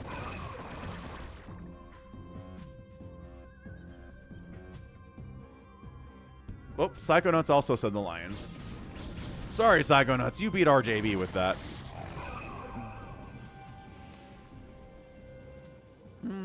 I saw that, Alberto. They were saying that the influence of TikTok was too strong for the candidate. And so they invalidated the election result, or like that round of the elections. And that was a really interesting story, Alberto. Yeah. Oh, Overlord gets saved. Hydralisks doing the saving there. Anyway, thanks for following. 3,200 was a big-time goal. We hit it. Oh, this time the Zealots are backed into a corner, but the Hydras don't want to kill them because they're still a little bit too scary. That's funny. I don't think I believe in the Vikings. God, the Vikings are playing pretty well too, though. But I don't. No Viking support out there. Singularity charge, lurker aspect on the way. Further upgrades from the Hydras in production. And a lot of speed lots, a lot of High Templar. It's again, Rain is just not a Reaver guy. Apparently. Yeah, with the way Hertz is playing this season, I don't see the Eagles winning the Super Bowl. I don't know if he's still injured or what, but he is not throwing well. He's thrown for under 200 yards his last, like, 4 games. And I think they've all been wins. But, you know, he's not doing a lot. Darnold is pretty bad in his last game, too, but he might be fully bad tonight. Yeah, we'll see. Everyone seems to think it's a, it's an indicator of how good he's going to be based on how he plays tonight. So, be fun to watch. Looking forward to that one.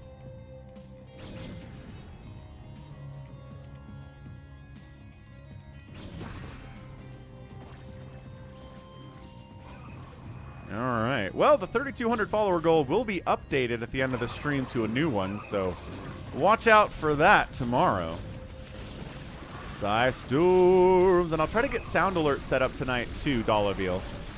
Psy Storm, this is deja vu, right? Look at this, Jaedong holding this high ground. Rain's trying to bust up there, can't do it, has to fall back constantly. Then we go into a hive, except this time we're not going into a hive again. So this is a combination of game 1 and game 2, right? Jaedong spawns on this right side. He holds this high ground position. He gets a 4th base rockin'. But the thing that happened in game 2 that's repeating is he's not getting a hive.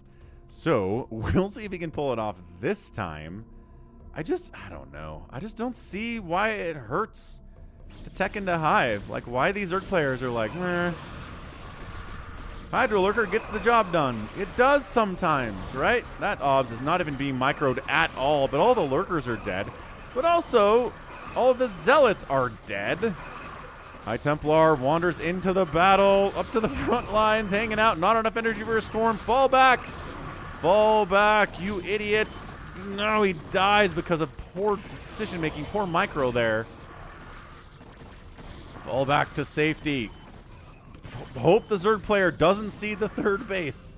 Oh crap, he saw the 3rd base. Can we save it?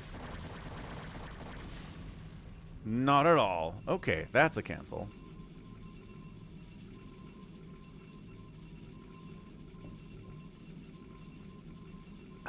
Ah, I had not heard that angle of it, Alberto. Fair enough. Saquon Barkley is a monster, Patrick, though. I mean, gotta love Saquon. Him and Derrick Henry, dude. I mean, maybe the 2 best running backs in the league right now, both on fire. All right, so this is where you want to be if you're a Hydra Lurker player, right? Keeping the Protoss contained on 2 bases while you're getting a 4th. Lurker spread to dodge storms, keeping the Protoss on 2 bases that are quickly mining out. And this is how we can do this. Right? But if you're running around the middle of the map, trying to defend, trying to cover your bases, it's super, super hard to do with the amount of storm that comes out here. So, can Rain bust out? The answer is, doesn't sure look like it. But also, I'm not sure that Jaedong can break in. Not that he really wants to at this point. Look at him trying to micro this Dragoon back and forth. He kills one of the Lurkers. That was pretty nice. He lost the Dragoon for it. Probably a fair trade. Olbran, I love that emoji. Where's that from?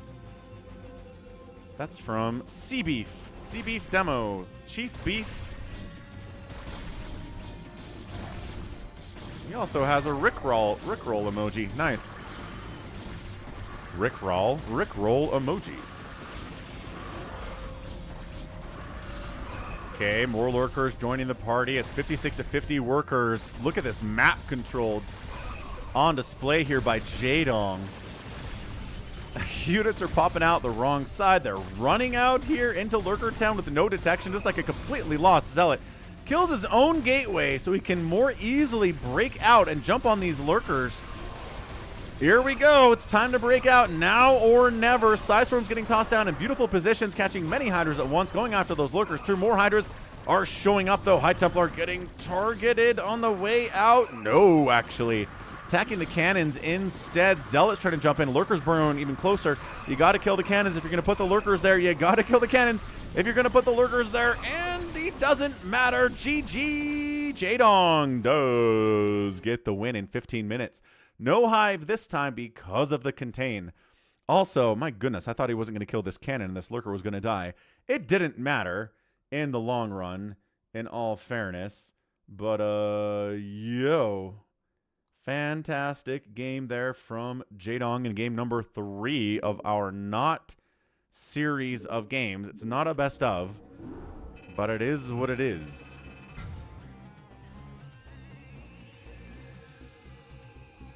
Turkey says that Breece Hall is suffering because the offensive line of the Jets is bad.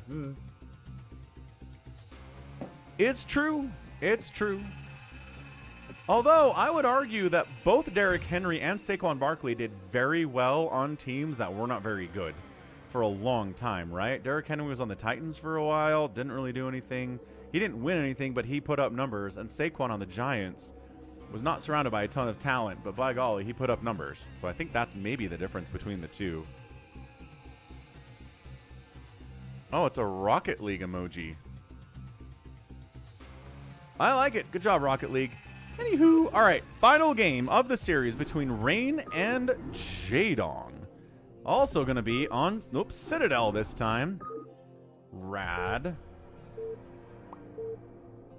Okay, so what do we have here? 1 win by Jaedong, 1 win by Rain, 1 win by Jaedong. So it's a 2-to-1 ratio in favor of the Zerg player right now. We're on Citadel for game number 4. Top right, it is a purple Zerg, and we have a teal Protoss down this way. I mean, look at Derrick Henry's stats, though. I think he's at 2,000 yards this season, over 5 yards a carry. I think Derrick Henry's done just fine against everybody, including Pittsburgh, this year. I mean, we'll see how he does deeper into the playoffs, because that's where it gets harder, but yeah, I think Derrick Henry's a stud. And Ohio State's probably winning the national championship in college football. Agreed. Agreed with that one. They just look a little bit like they're outmatching Notre Dame in the games that I've watched thus far. But hey, we're going to watch anyway because it'll be a surprise. What's up, Snarf Music? How's it going, Snarf, Snarf, Snarf? Yeah, Psychonauts. He's been fantastic. Dude's averaged just under or over 5 yards a carry, I think, his entire NFL career. I gotta look at this. Gotta double check these stats, folks.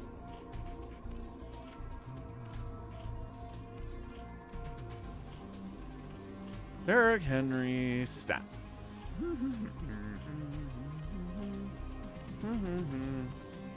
I don't want a game log. Career, here we go. Yeah, averaging 4.9 yards per carry over a bajillion years, man. Look at this guy. 4.9 yards a carry. Every time he gets the ball, you get half a first down. That's insane. He's averaging 5.9 this year. Only 4.2 last year with the Titans, but yeah. Absolute stud. Wait, he's been in the league since before 2016. Henry. Full splits. 2024. Recent games. Latest news. Fantasy football. Where's our career stats? News. Stats. No, 2016. Why did I think he was drafted in like 2014? Guess it doesn't really matter, does it? But yeah, touchdowns.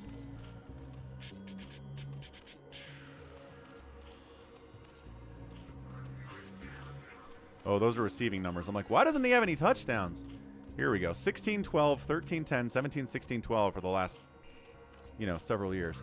Anyway, I think he's great. 6'2", 247, absolute monster. Back to the StarCraft.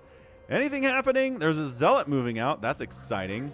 Hatch coming down. Pool's already up, so the Lings are on the way. The Zealot shouldn't be able to get much done. What's up, Jacob Martindale? Is Soma still in the army? Yes.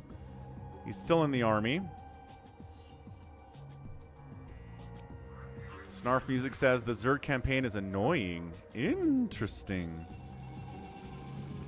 Interesting. I don't know. I really enjoy the Zerg campaign in Brood War, but that's because I main Zerg, I guess. I find the Terran campaign more annoying than anything else, but that's because I don't main Terran, I suppose. RJB says that Barry's doing Barry Sanders numbers. Yeah, he's playing really, really well. So put him on a team with Lamar, with a pretty good offensive line, and the Ravens are scary. It's just it really just hinges on Lamar, right? Does he turn into playoff Lamar, or does he maintain his status as regular season Lamar, who's like one of the greatest quarterbacks in the history of the NFL? I think he finished with a perfect passer rating this last year, and he ran for like 10 touchdowns on top of it. So Lamar's playing as well as he ever has. The question is, how does the playoff performance go for him? A lot of Lings coming again. Didn't really work out the last time for Jaedong, but we'll see if it works out this timer. Cannons up. Lings. Two separate groups of Lings being very scary over here.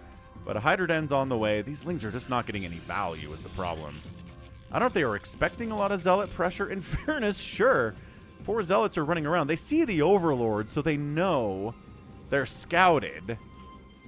So I guess maybe that's just trying to force more Lings out. Maybe trying to force a Sunken out.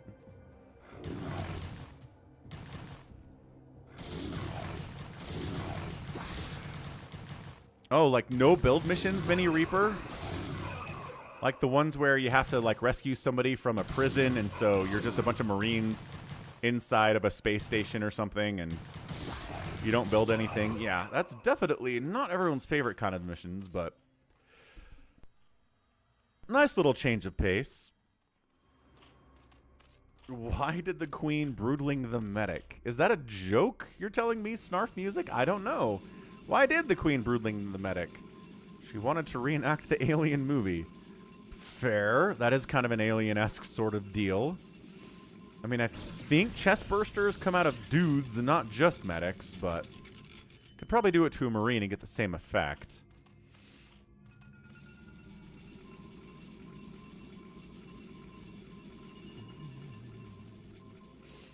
All right, kids. Macro hatches here from Jaedong. Got the Hydras, got the range. No mutas this time. He does like his mutas in this matchup, but not this game. It's not a +1 Corsair opening either, so that's interesting. More asking. Oh my gosh, that's terrible. What? Talavil. That is so cursed.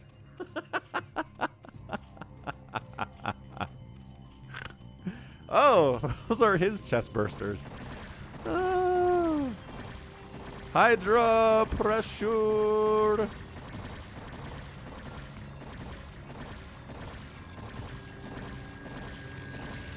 Yeah, Bijan Robinson is great too. I like him a lot as well.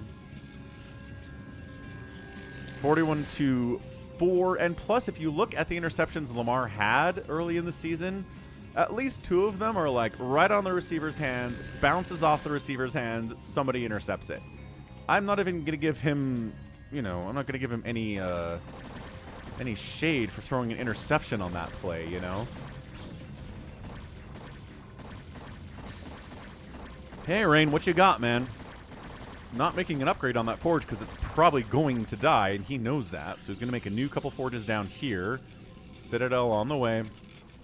Recognizing Corsair not going to be as good because of the Hydras that are out here right now. Macro hatch, yes. Lair, fine. Took down the forge, took down the gate. These cannons are a problem. Cannons hit really hard, especially when the Hydras don't have any armor upgrades, which they don't because we're going attack upgrades instead, which is the norm.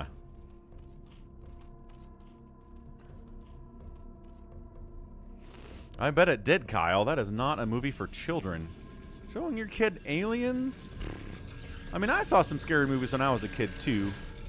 I watched Beetlejuice probably at too young of an age. I saw The Abyss at like 7, which was probably too young to watch that movie. That one gave me nightmares for at least 5 years, I think.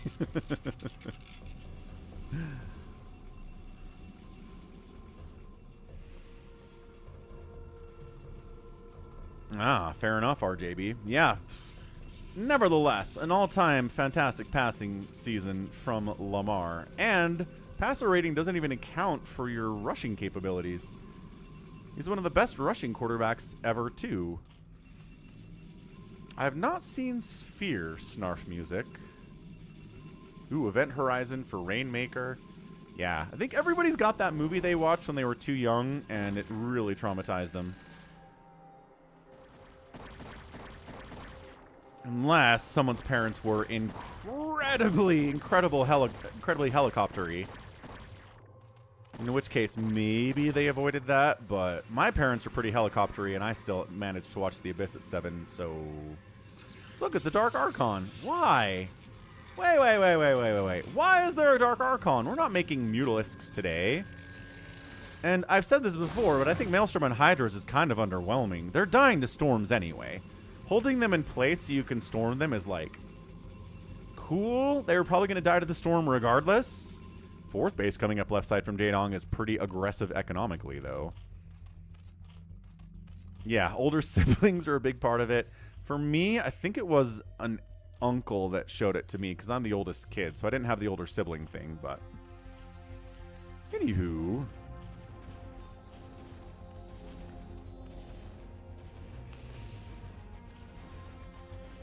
Scourge connecting, trying to connect. Nice ambush on that Corsair. Corsair's not doing a lot here. That's okay. There aren't any Mutalisks for them to kill regardless, but sniping out Overlord's always a good move. And we did make some Mutas. Never mind, we have Mutas. Where is this man's Spire? Oh, it's over here behind this Evo chamber. Okay, fair enough. Maelstroming 5 injured Mutas. Maybe not the best use of Maelstrom, so we're not doing it. Cannons hit pretty hard. Dragoons can shove them away, at least for now. But if more Mutas show up, that Maelstrom will be ready to pop.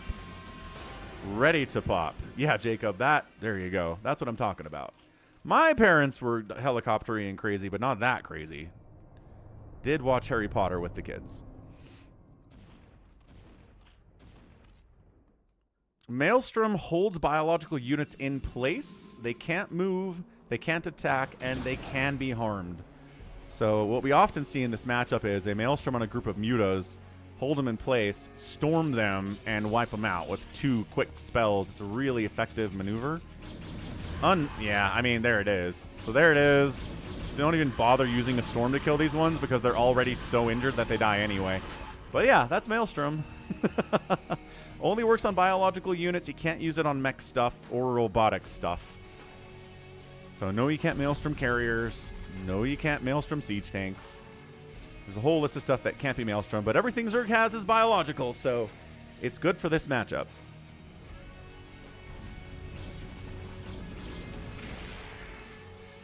Yeah, it's kind of like a biological lockdown, except it's AoE, and it doesn't last as long as lockdown does, so that's the trade-off, right? Lockdown's a full 41 seconds. Maelstrom's like 7 seconds? RJB, how long is Maelstrom? Not very long. Queen's Nest coming in from Jaedong. He's got 4 bases rocking. ZeLoT checks that. Gonna check that top left corner too. Doesn't see a hatch there. That's wonderful. Okay, Jaedong is gonna go into the Hive Tech in this, the 4th game. Turgay. Can you imagine? How cool would that be? They've got riders in Warcraft 3. So they brought that concept to RTS in like 2003 after this game was released. But yeah, love that idea.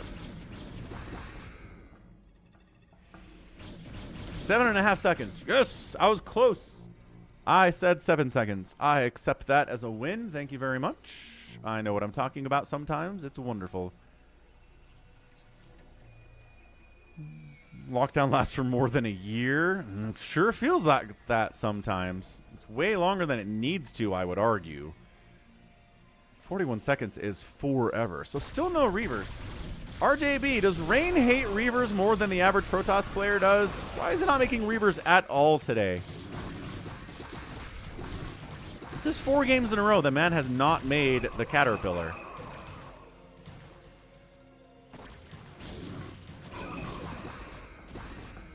Look at this group. I see you down here. You're going to try to jump on that natural, aren't you? Or get into the third base if you can. That's pretty well defended against Ling attack, though, with those Zealots and those cannons. No High Templar at the base, though, and no High Templar down here either. But that's because there's no Dark Swarm yet. You don't need the splash damage to defend your bases until Dark Swarm starts showing up. And we've got a couple minutes until that happens anyway, so not concerned about it.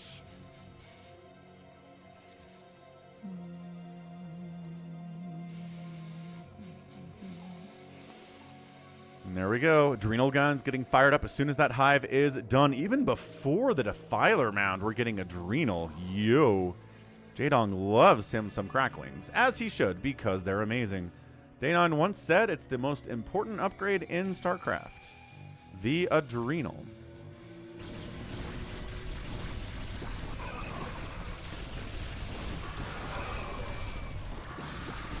Once again, high ground lurkers. Once again, Protoss looking pretty good here. 170 to 150 supply.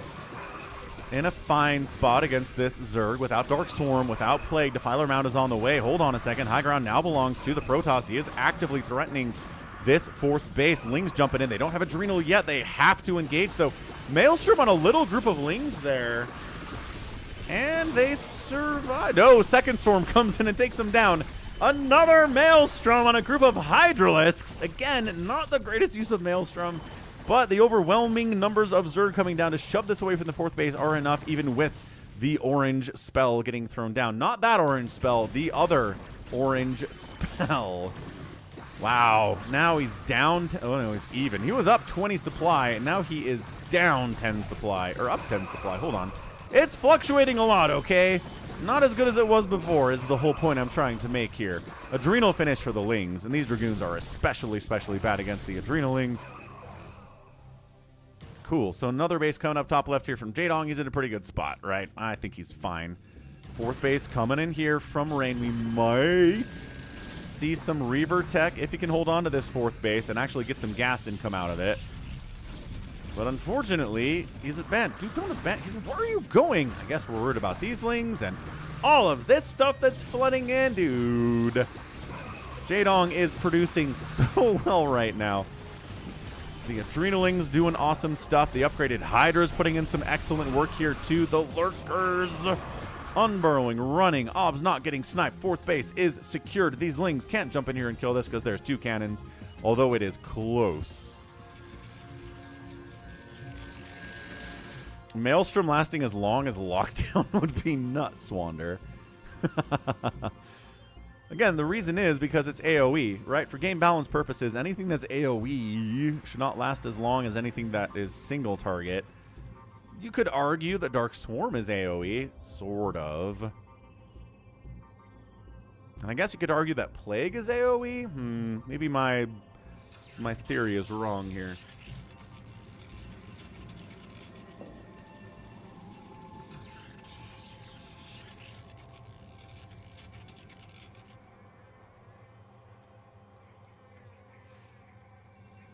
$149 to $135 Zerg player to ease up. The Zerg player has Dark Swarm. Plague is 50% complete. Rain is in all of the trouble right now. He doesn't have Kaderan Amulet yet, but it doesn't take that long to get, so it should be soon. There's the Dark Swarm. Lurker Ling attack on the 9 o'clock. Sending some Lings to delay as the Lings go to town on this cannon. Going after the High Templar. Going after the probes here too. Not going after the Nexus. You don't need to do that yet, but just holding off the Protoss army so they can't access and defend the probes that are dying over here on the right side. Looking all sorts of bad, and that's it. Rain loses that base, taps out, and Jaedong goes 3-1 here in his games against Rain. Impressive display from everybody's favorite Zerg player, Jaedong. Actually, that's not true, but a lot of people's favorite Zerg player is Jaedong. Outproduction here, more than a 2-1. Getting outkilled, more than a 2-1. But the future without that base was death for Rain, and so he tapped out. So GG, really fun games there. Really fun games. And yeah, that's it. That's it for the replay portion of the stream. We got some ZeLoT and Bishop in here. We got some Jaedong and some Rain out here too. That was tons of fun. Let me grab those those replays and get them out of the folder so we don't cast them again. I mean, they were great games. It wouldn't really hurt anyone to cast them again, but you know. Where did I put that thing? Rain Speed, Jaedong versus Rain 2 for House. Action Rain.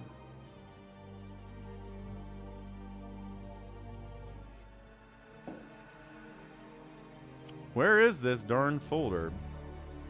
Hang on a second. Can I see that? Tomorrow we get Larva. Heck yes, we do, Turgay.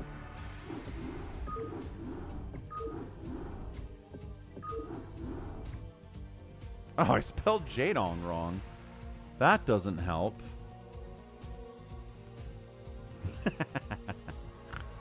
Good spelling by me. It's probably a fat finger more than a misspell, but anyway. Okay, so US West BattleNet. Let's get out there. Again, come to the US West BattleNet server. Come to the bottom, type a /J space Falcon Paladin. You too can be in a channel with people like Lucky Noob and Psychonauts and Jordan and play games with us. It is Jed. You're right, Wander. So what do we want to do first here today? Let's go steal the bacon, just because we'll see if we can fill up this lobby, and that'll tell us how many people want to play today. Yeah, that's usually a good idea. So downloads, bacon. We're working on a critter version, Crazy Critters version of Steal the Bacon. Doll reveals on top of that, but for now, no critters. Well, some critters, but not as many. Sounds good, Wander. We'll be here in an hour. We'll be here in an hour.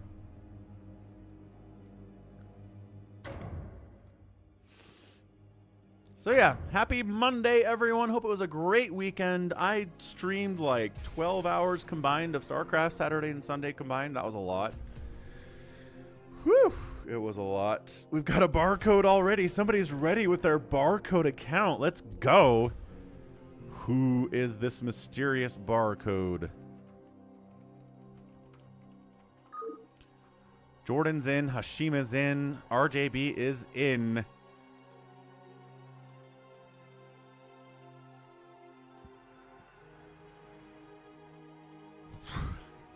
Jericho's in. Mysterious barcode is a lurker. Dun, dun, dun. Hashim's like, I was planning on doing the barcode too. You should do a barcode. Again, next Sunday, during the live portion of the streams, that one's Wander.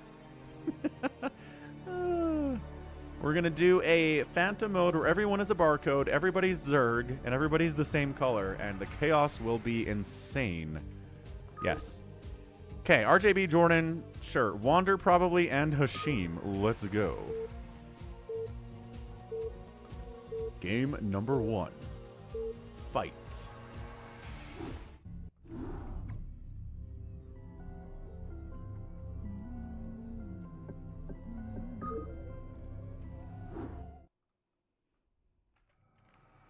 All right, top left, it's a Protoss player. It's Hashim. Top right is a gray Zerg player, probably Wander.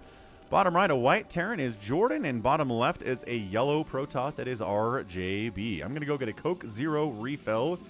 Ponder who you think's going to win this thing.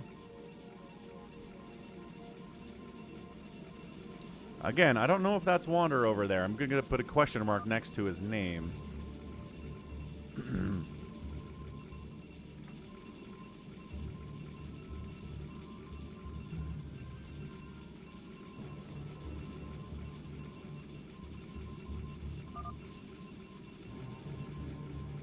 Prediction up. I'll be right back. Tap that like button if you haven't.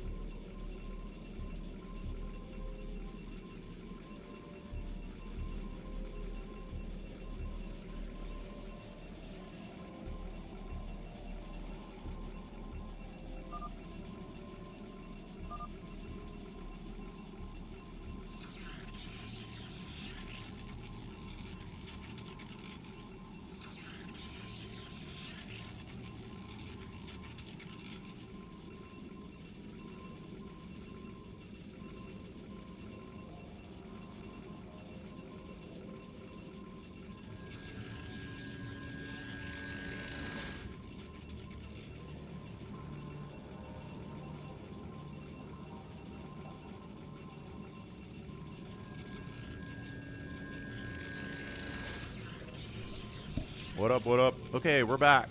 We're back, we're back. Is anybody dead yet? No. Excellent stuff. Flag's gonna spawn in 2 minutes. 2 minutes. Jordan's keyboard is messed up, he says. He's not putting all of his SCVs to work. He built a barracks, though, and he's chatting in YouTube chat. Jason, glad to hear it. Hope your wife is well soon.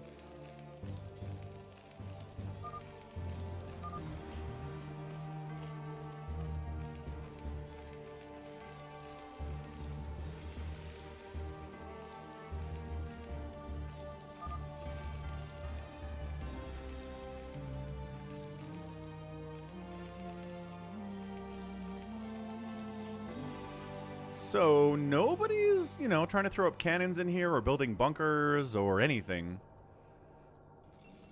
Curious to see who's going to go for the first cap here with 30 seconds to go.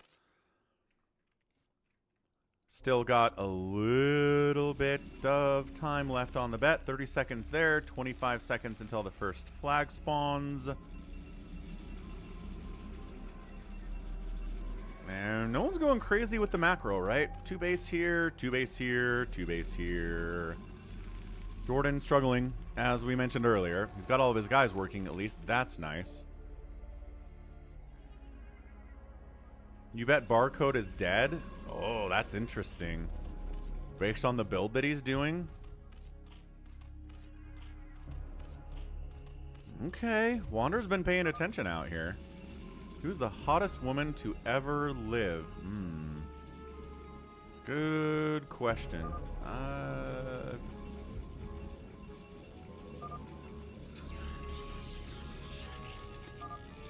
Monica Lewinsky?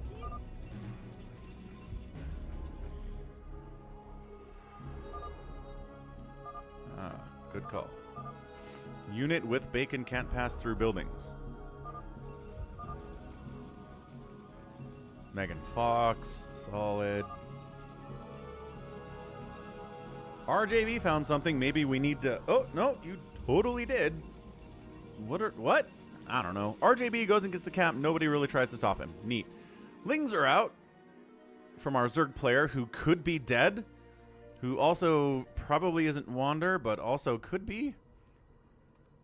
Marilyn Monroe's a good choice. Marilyn Monroe. Marilyn Monroe. Bottom left, 1 steel purple. Top left is red. Top right is blue. Bottom right is teal. Bottom left is purple. For the scoring purposes there on the top left. I love it when somebody shows up with an army to, like, take center, but they didn't bring a worker with them, so they can't get the capture that they are pretty much able to do. Nobody's threatening them. There's nothing to deal with. So, bring one down? Is his whole goal just to deny captures? I don't see him sending any drones down to capture it himself. This does kind of feel like a dead strategy.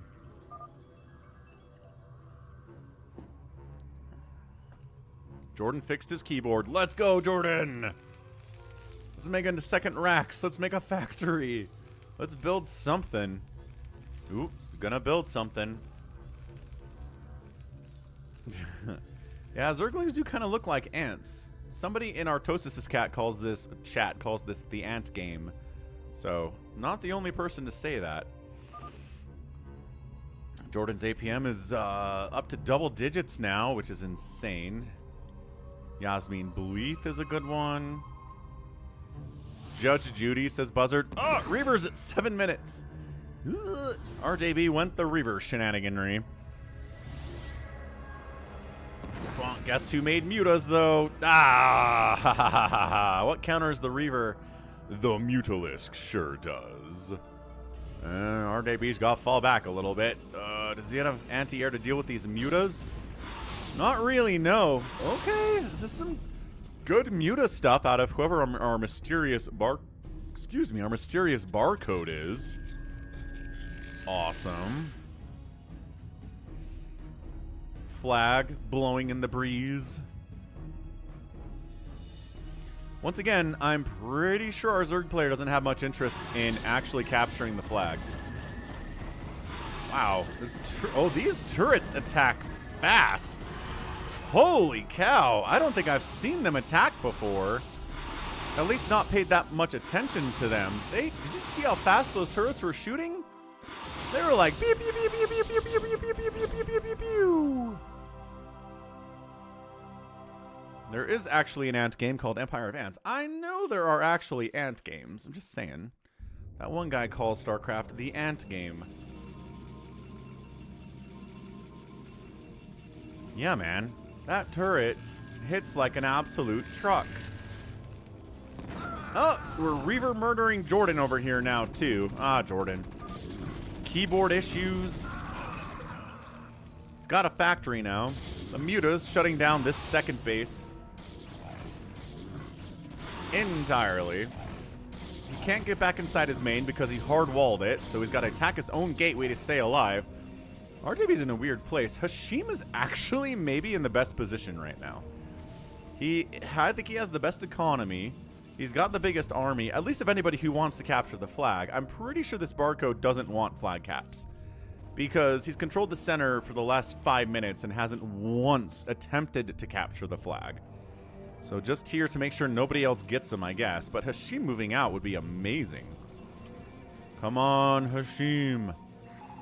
At least scout it. At least see what's going on. Counterattack, reverse, ho!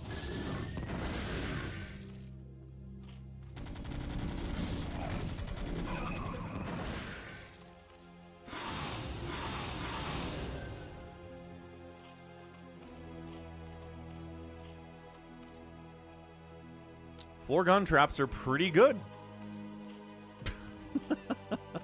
Couple workers died, but I think dead's okay. Again, assuming it's dead. Maybe it isn't.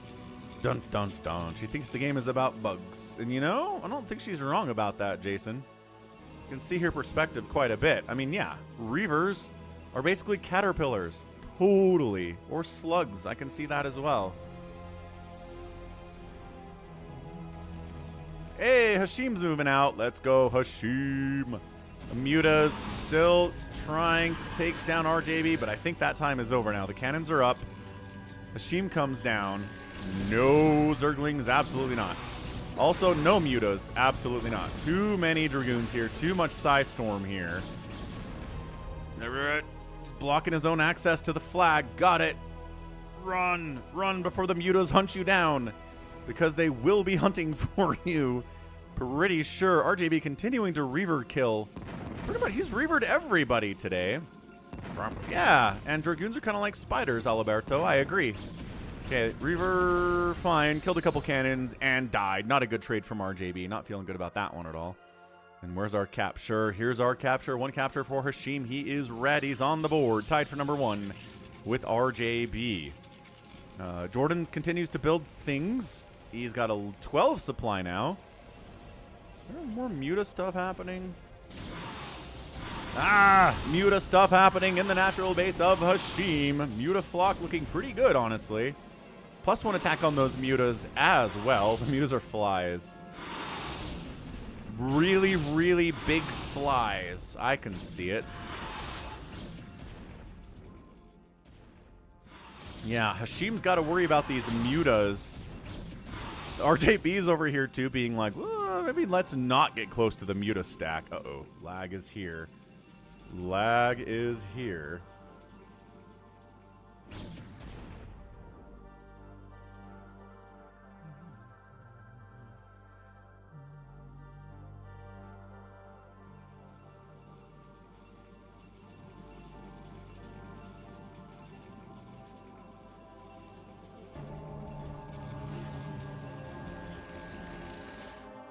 Probe, flag, probe, flag, probe, flag. Mutas are king prawns, okay?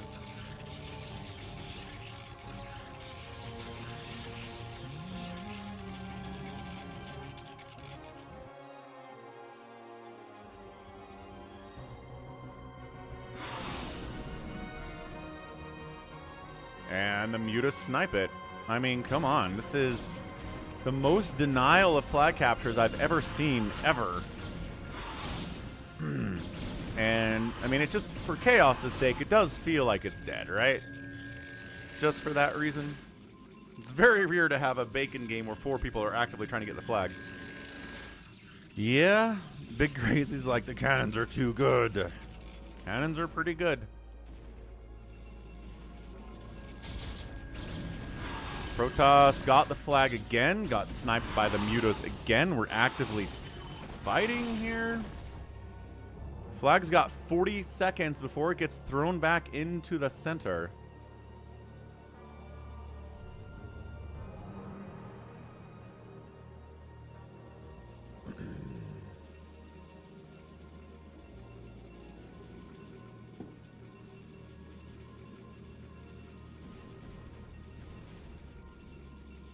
But all right, got a third capture here, did Hashim.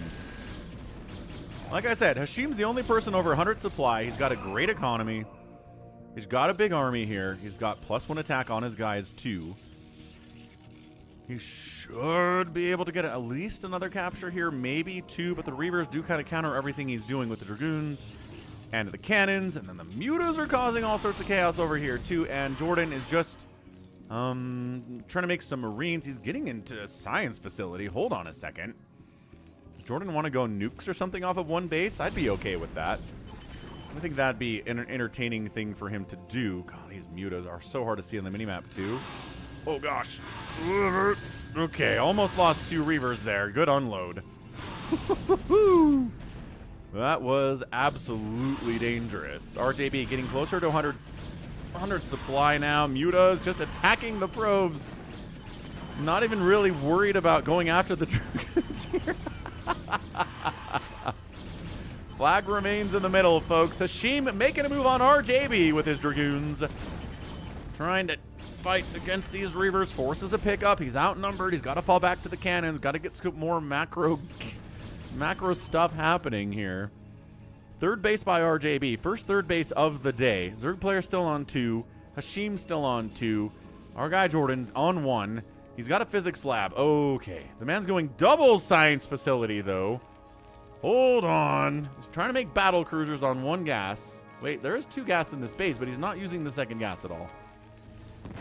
So that's happening. Mutas, once again, sniping by order of priority. Probes. And then it looks like drones. This is so many Mutas. He's got +2 attack on these Mutalisks. 90 supply of nothing but Mutas. There are no Corsairs flying around as far as I can tell. How's it going, Chris? Yeah, 1 base battle cruiser here from our guy Jordan. What a madman indeed.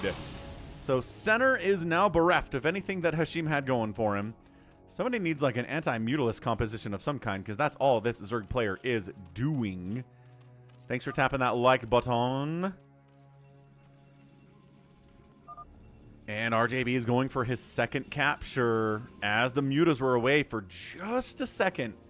Just a second. RJB managed to get in that window and get the cap. I don't think the Mutas can stop this. There's too many cannons and Dragoons running around, and he's going to hold it. You can only hold it for another minute and 20 seconds, though, before it goes back to the middle. So, no, I think that was just a temporary pause. He wasn't holding it. There it is. Okay, flag's back. Once again, Zerg player knows this, has no intent on getting any captures of his own. Nothing. Oh, High Templar snipe. Good. Oh, man, how did that not kill that High Templar? That was 10 +2 Mutas. Okay, good snipe on the obs. Dragoons are back. Upgrades from Hashim are still at that +1. Not working on further upgrades, even though he could be.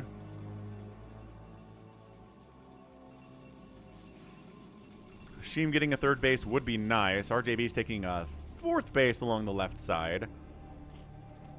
Yeah, Zerg player should consider taking a third if he wants to keep this strategy going. Too many Dragoons, too much potential storm there for the Zerg player to be okay with it. RJB wanders in, storms everything, and then tries to move in with his own Dragoons, but this choke is working against him so much. Good snipe on that probe. Good snipe on that probe. Good snipe on that probe. Good snipe on that probe. No probes for you. Yeah, Dead's entire plan today is just keep people from getting any captures.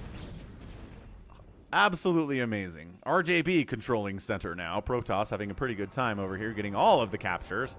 In fairness, Jordan's playing slow. He's got, okay, so he's got a covert ops and a physics lab on one base. He's making a second command center. He's a little bit afraid to expand, which I would be too if I was him, I guess, in this game. And RJB going for his third capture. So we'll be tied up 3-3 now. Oh, no. No, this is the opposite of helping. Is this like stacked turrets? Why do I feel like that turret had to die twice? Battle cruiser operational. But no. Not happening. Not against this many mutas. Not against +3 attack mutalisks with your 0-0 BC. All right. Flags back 3-3 here. It's not going to be Jordan, and it's not going to be whoever our mass mutalisk player is here. How's it going, Woogie Boogie? Yeah, all right, fine. Jordan is dead. Flag still in the middle. Kind of surprised by this. RJB's had control for the last couple minutes. He's going to go for his fourth capture. Maybe could put him in the shuttle and fly him back.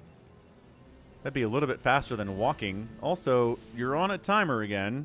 I don't know what he's worried about. Is there something? He's going. Fine. Okay, that'll be 4 caps from RJB. Jordan's getting eliminated.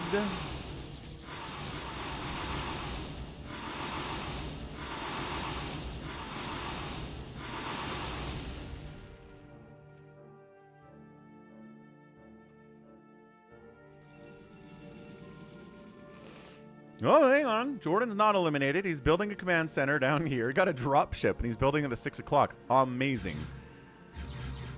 There's the 4th cap from RJB. DTs. Oh, gosh. No detection in the center here from RJB. What a mistake. Oh, no. Hashim takes over center on the backs of, like, 6 Dark Templar, which shouldn't be awesome at this stage of the game unless you didn't bring any observers with you at all. And Jordan has been eliminated, I'm assuming, by those mutas. Okay, so Jordan is out. Nobody put money on him, right? Probably not. Nobody did. Good call. Yeah, no obs. Problematic. Oh, good snipe on that probe again. I'd really like Zerg player to take a third base. If we're going to keep doing these shenanigans, having a third base will help him continue the shenanigans. Otherwise, he's going to mine out. And then it's going to be over, and no one's going to have a good time on from a Zerg perspective at all.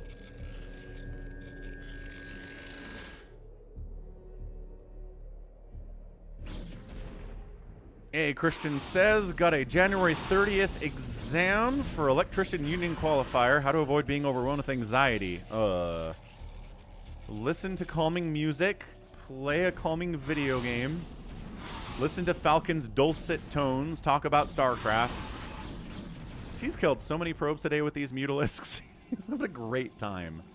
+3 on these boys. Beefy. Beefy, beefy boys.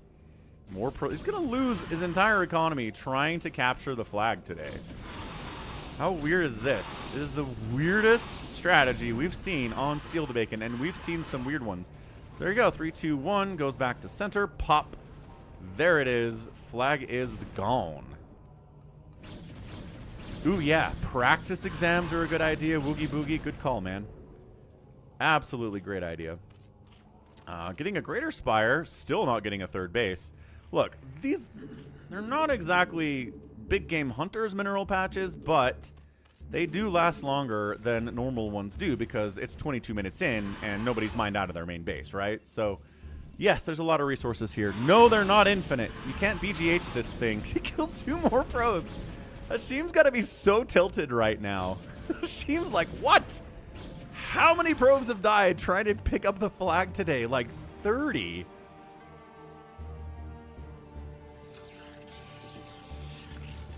A lot of people have money on our black Zerg player barcode. I feel bad for you people because I don't think that's happening. He got him again. I don't know if that's Wander, Jordan. It's a mysterious barcode player. Here we go. Come on, do it. Do it. Oh, no. RJB's coming into assault. Well, that's not a capture that's happening right now, anyway. Maybe later. Oh, my gosh. The Mutas caught him again. RJB is up to 160 supplies coming in from all angles, trying to retake the center from Hashim.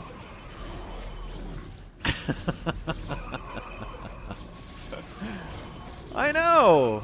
Like, StarCraft 2 has number for, like, workers killed and stuff. It tracks all that. It's very cool. StarCraft 1 does not have that information, tragically. Okay, RJB takes control of the center again. This probe...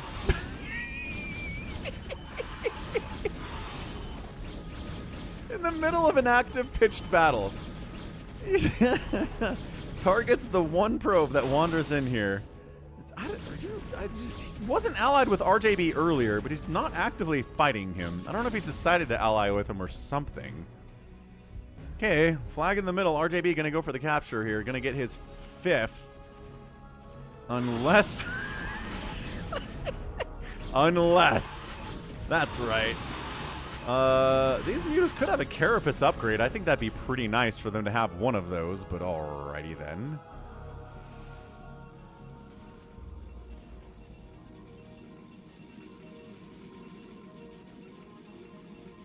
We might need a recall. Not from RJB. RJB doesn't need a recall. He just walks that probe all the way back to his bacon beacon. Gets his 5th capture. Yeah, at this point, I just think that this barcode player has helped RJB and kind of prevented Hashim from winning. I really think that's been the big takeaway here. RJB holding onto the flag for a little bit. Got 60 seconds to do that. Fine. Can do.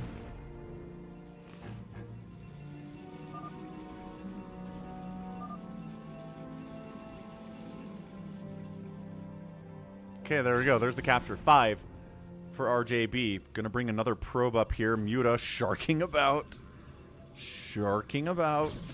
Trying to see where that probe is. There he is. Probe running from the Mutas. Or maybe just transferring down to this space that's coming up from RJB too. Yeah, this should be over pretty soon. Good snipe on the High Templar, but Mutas can't exactly stick around after that. We're just making Mass Dragoons. They've got 3, 1, 2 upgrades.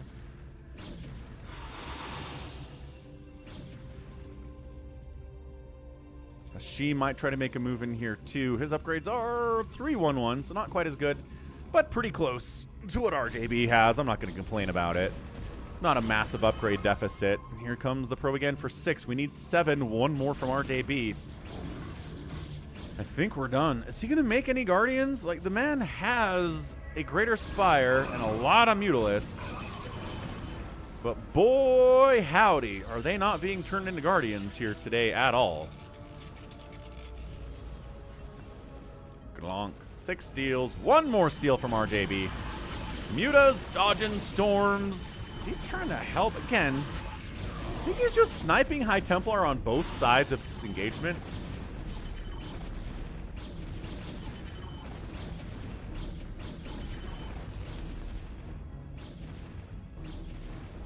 Flag in the middle. RJB keeping Hashim away from it. Wait, Guardian? Hey, look, it's a Guardian. Hey, there is some Guardian shenaniganry happening. Wander helped RJB. It's not Wander. Probably. Made my life hard. We agree with you, Hashim. Whoever this Zerg player is, definitely hit you a little bit harder than anybody. Well, I guess he killed Jordan. Harder than RJB, anyway.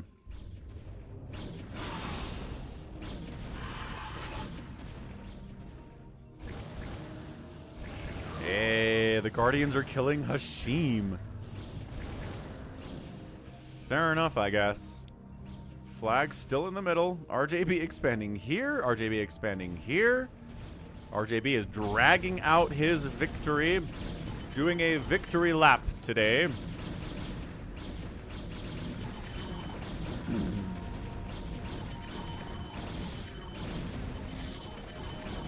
Well, now he's attacking RJB with a bunch of Lings and Mutas.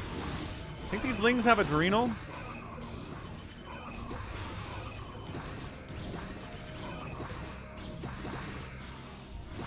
What they don't have is an armor upgrade or an attack upgrade, so that's not ideal. Yeah, Dollaville, it's going to automatically update after the stream, it said. So tomorrow will be the updated follower goal. I'm okay with that. We'll let people bask in the glory of having achieved the follower goal today. And then tomorrow, a new one shall dawn. A new day, a new goal shall arrive. Storm pretty good against Lings. I mean, I would be like, there's 0-0 Lings. Doesn't matter. Storm will kill them no matter what upgrades they have. This Muta control today has been alright. Like, I'm not going to say RJB is not capable of this. Sorry. That Dead's not capable of this. I just haven't seen Dead do this level of Muta micro possibly ever. Get another cap? You got another capture. No,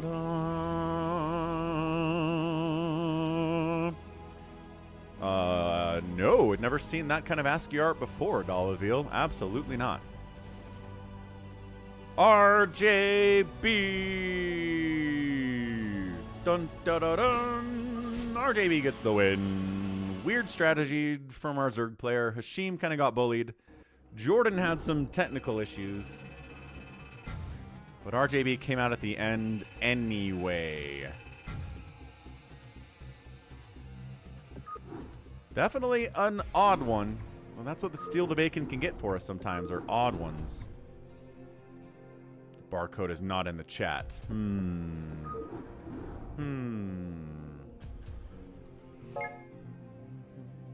Okay. Lucky Noob is here. So Lucky Noob sent us a...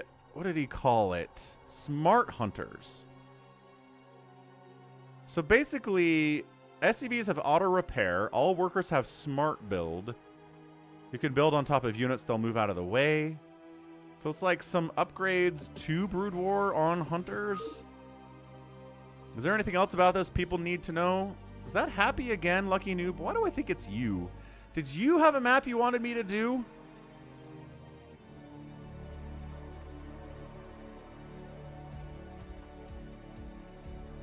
Okay, what's your map, Lucky Noob? Remind me of that.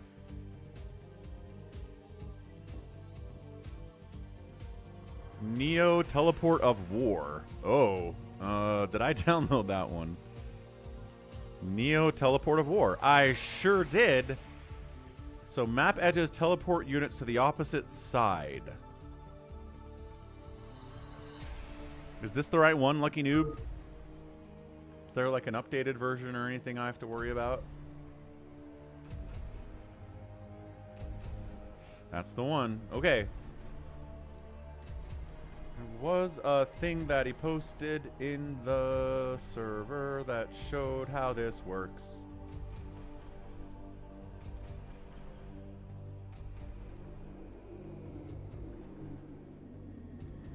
But it was a while ago.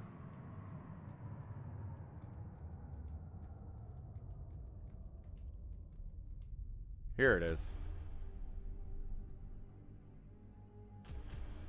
So, real quick, this is how this works.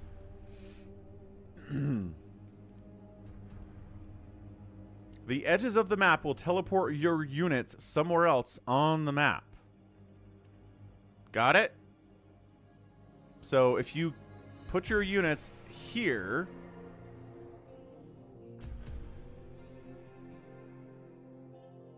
then where do they come out?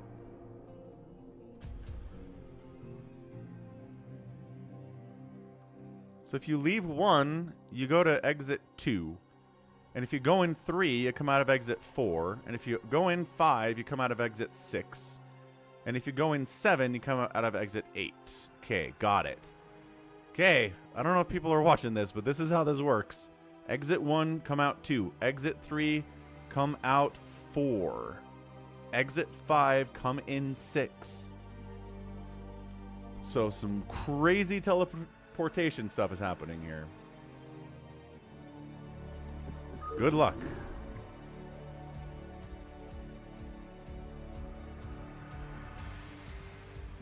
Use map settings. Great.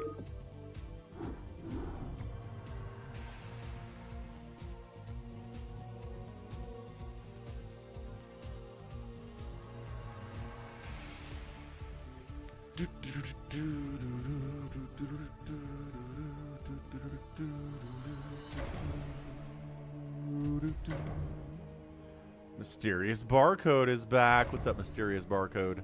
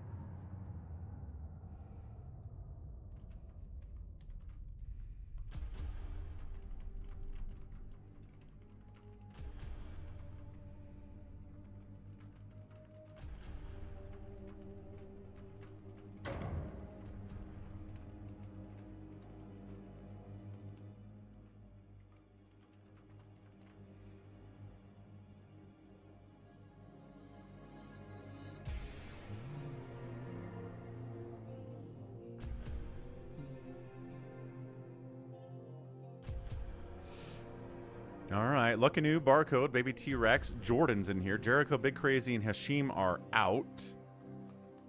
Why did you bully me? Nobody figured out Barcode.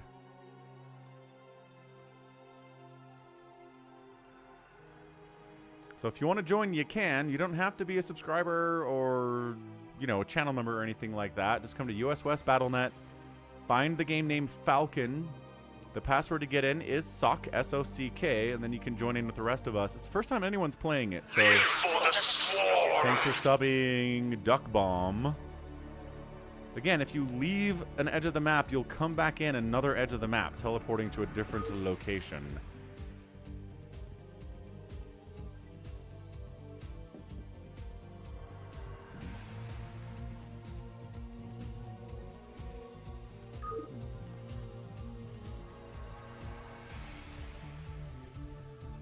The issue with teleports is generally the exit is super narrow, while the entrance is massive. That's interesting.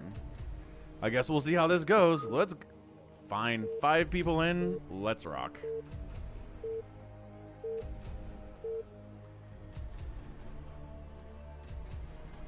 We're not going to fill it. I don't think it matters. It's the first time playing it anyway, so we'll be just fine. So going to be a free-for-all on this teleportation style map. Top side, we have a brown Protoss player. It's a Lucky Noob. On the right side, it's a blue Terran, Jordan. Hashim's on the right side playing a yellow Protoss.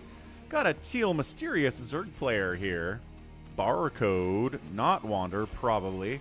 And then it's an orange Zerg player up top left, Baby T-Rex. So let's get a bet going out there with the Falcon chips. Lucky Noob, brown. We've got Jordan blue. Hashim's here too.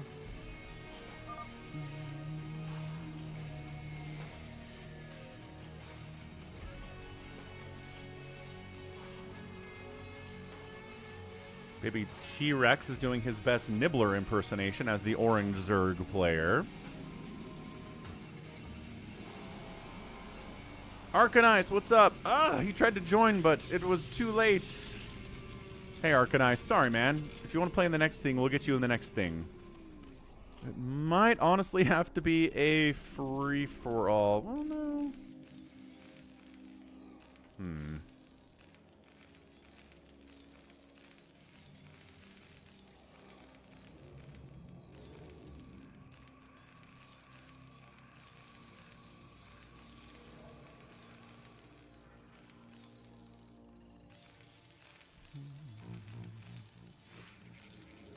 We'll see what's next. I will think about it here. So, again, this is teleportation stuff. So the edges of the maps are teleports, whether in or out, depending on what you're looking at. So let's look at this one more time. Entrance top left will pop you out the bottom right. The entrance on the top right will pop you out the bottom left. So, I mean, that's kind of intuitive that way, right? 6 will do this top right, bottom left, right? 7 and 8 are corners. So basically, it'll teleport you to kind of the opposite position of where you are, I guess is how we have to remember this. What's up, Detroit? I shall return once another all your base. We did a good one of those yesterday. Might want to do something we haven't done recently, but we'll see. Sounds good, Detroit. Jordan says I would need an ally here. Somebody leave? 1, 2, 3, 4, 5. No?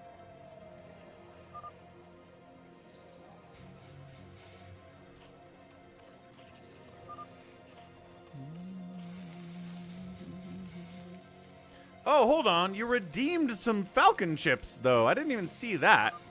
All right. Hold on a second.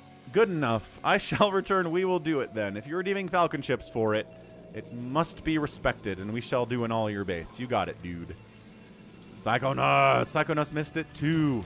Uh-oh. Ling pressure early from our barcoder. Didn't get a sunken up. Has some lings, though. Baby T-Rex is alive. 2 gas. These are not high mineral fields. They are actually pretty small. 1,100 minerals in each of these. Not going to last very long. Look at this. Early shenaniganeries out of our barcode player. The mysterious barcode. We do not know. What's up, Bazump?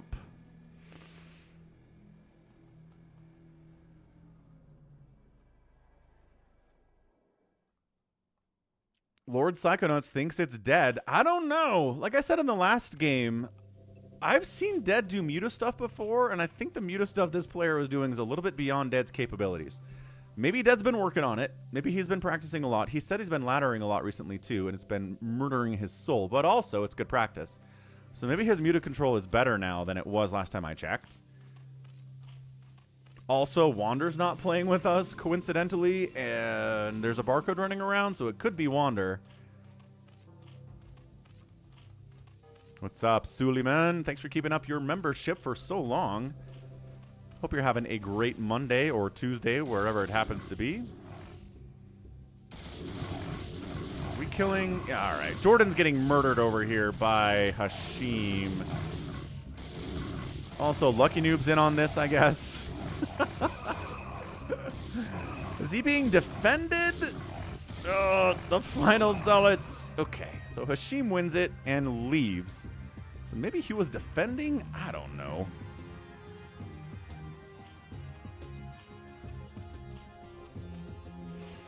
All your base is a 4v4 top versus bottom map with a narrow strip of land in between the two sides. You've probably seen it. Zerglings are like, aha, a landing command center. We shall deny that. No problem. We're going to kill your entire barracks. Also, it's the one with all the base. There are a lot of bases on that map. It's true. So is anybody using the teleportation features yet? Haven't seen anybody do it. Could be interesting to see that come into play here. Lucky Noob. Little bit of locked up here with a cannon, with a dragoon. I don't know. Yeah, probably going to get... I was going to say, might lose the Stargate there. How many lings are you willing to lose for that, though? Baby T-Rex counterattacking here into Barcode's position. There's 2 Sunkens and 4 lings. Okay, 6 lings.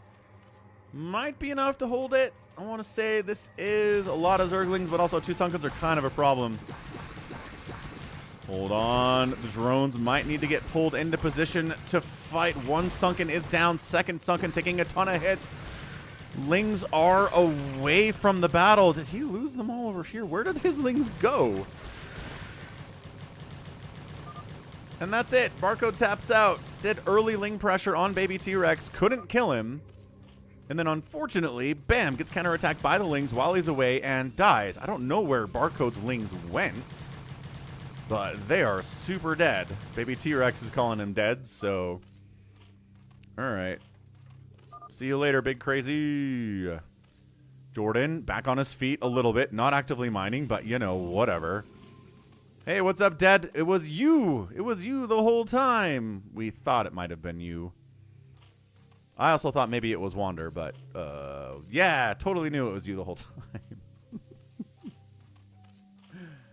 It's like most of the money's coming out on Lucky Noob and Baby T-Rex to win this thing. Pretty good choices on both, I would say.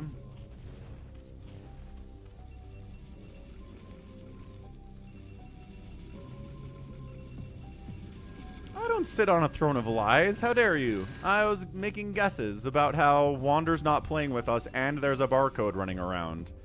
Just saying. There's a good chance.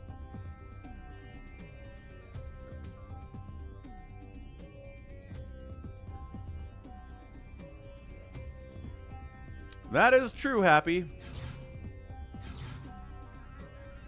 I tried to make it clear enough before the game started, but not sure how many people were watching the stream. DT's on the defense here for Lucky Noob. That's awesome. Because Hashim didn't bring any obs with him, so... Yeah, you don't want to stick around when there's DTs hacking away at your dudes. That is a retreat from Hashim, undoubtedly.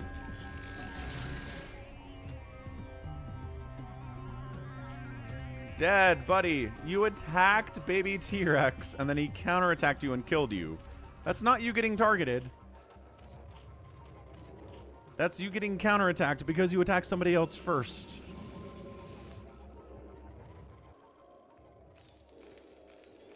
And it's a free-for-all. I don't know that there's any targeting exactly. You attack whoever is nearest, whoever you want to attack. I don't think that's anything personal. Brings in obs with him this time. Now the DTs are in a lot of trouble. There we go. That's how we do.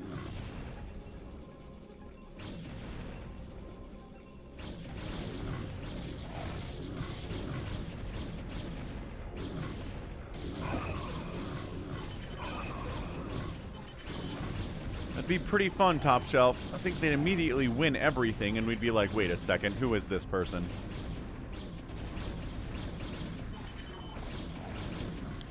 Hashim winning the Dragoon battle. He's at 36 supply to 36 supply. Defender's advantage kicking in here. Also, baby T-Rex is seeing what's going on, recognizes that Hashim is attacking up this way, and says, well, that's good for me. If they want to murder each other, I can swoop in and clean them up. Which I think this Ling Hydra Ball pretty much could do. They could clean up Hashim, take down Lucky Noob, and then maybe counterattack on Lucky Noob and kill him, because there's not a lot going on down there either. Yeah, Scan would be a lot of fun, Jacob, for sure.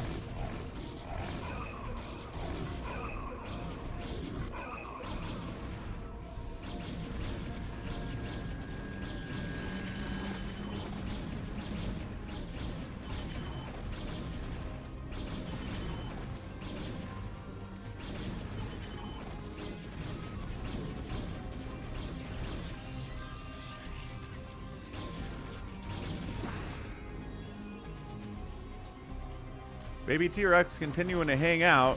I'd still think if he showed up here with a 45 supply of Hydra Ling, he would defeat Lucky Noob, who seems to have a Corsair and a Dragoon for his army composition. These guys got stuck because of their own gateway production.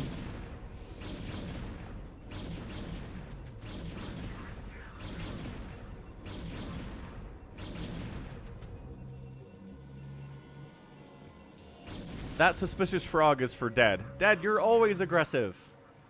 When we played yesterday, you were super aggressive. You Ling rushed Savior Sword. I think you Ling rushed somebody else early on yesterday as well. Hashim is not going to let Jordan live. Hashim is apparently here to finish off Jordan while you're at it. Yes, Dark Soldier, this is the live game. I don't think anybody's used the teleport yet. I guess partly because it doesn't really give you a ton of advantage, right? Like, you teleport here, I guess you could, like, put tanks on this low ground, but our Terran player is dead, so that's not going to happen. Alright, so Jordan is removed. Baby T-Rex is maybe setting up to make a move here on Lucky Noob. Again, couple High Templar, 2 storms apiece for those HTs. Expanding here, proxying down this way. Maybe trying to build some Reavers down there. Of course, he would need a support bay for that, and that's not happening. Can't get to the land. Can't get by land to the teleport areas. So we're all just on a giant island here. So if you want to teleport, you have to drop out there or fly out there and then teleport. Yeah, I don't... that makes it a little bit less viable. What's up, Raphael? Thanks for the subscription. Welcome to the StarCraft.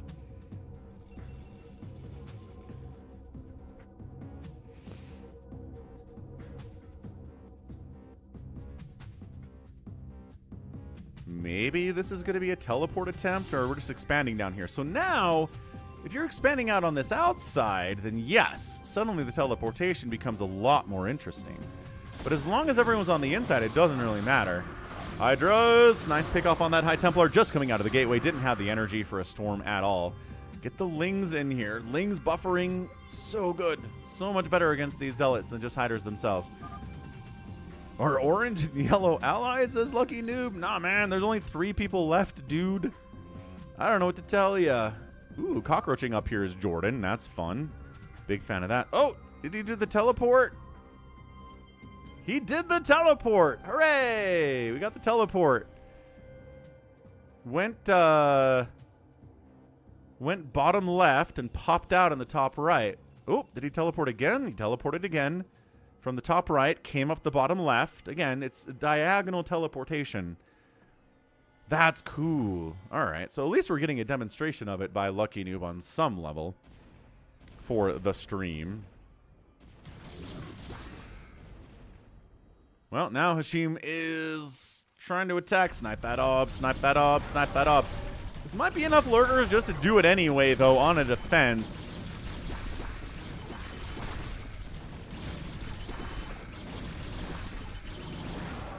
Yeah, Hydra's coming on the backside here as well, so didn't have to snipe the obs. That worked out. Sometimes you just have enough, even if the lurkers are not dark swarmed or detected.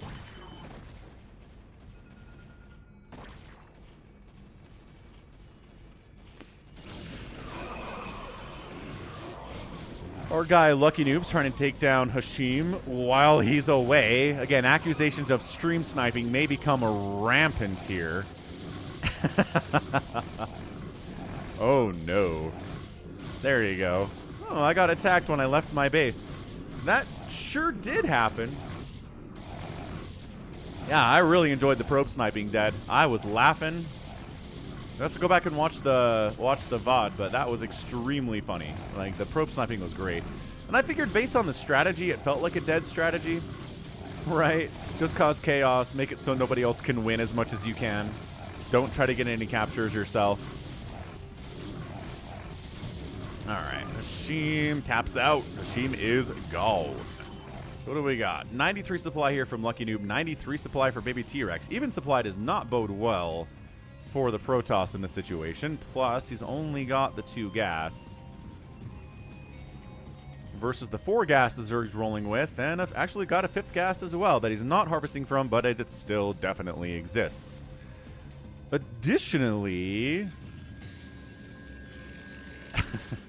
you've been playing with us for a long time, Dad. Years and years and years and years. You pick up some tendencies out there.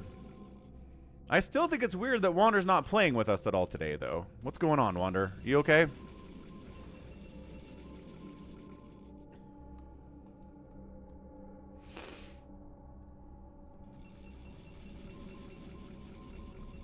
Next, we're going to do an all-your base 4v4, Detroit.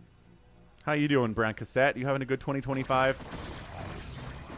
Okay, charging into everything. Here comes our Protoss. I mean, the Psystorm is good. All the Lings are getting murdered. The DTs are getting some big swings off on these Ultras. Yeah, DTs are not bad here either. Dude, wow. Okay. All but one of the Ultras are two of... Okay. That went so much better than I thought it would for Lucky Noob. Holy Hannah. Every Ultra died. That's a 0-kill Dark Templar. He... Come on. Okay, well, counterattack, go! All my Ultras are dead! Ah, Brown Cassette. Sounds like a good time. Or a bad time. Either way, I'm sorry to hear that. Storm, storm, storm, storm, storm. The storm is super good. Holy smokes, the storm is super good. Yo! Still 123 to 80 supply here. Hydras don't have the greatest attack upgrades. In fact, they have 0 attack upgrades. It would be nice if they had better. Lurkers trying to burrow in and harass a little bit. More and more stuff coming across the map here. A Defiler is actually joining the party, which is nice. Okay, trying to get Dark Templar out here. Not going very well for them. Defiler. Lucky Noob says, I need help. From Jordan? Zerg is camping. It doesn't look like a camp. Dude, this guy's going to die. Okay. Where are... I need to know if the upgrade is done. I don't feel like it is. Also, Reaver over here is nice. That's pretty fun. Hydras look like seahorses. Kind of. Yeah, I mean, that's probably your closest analog.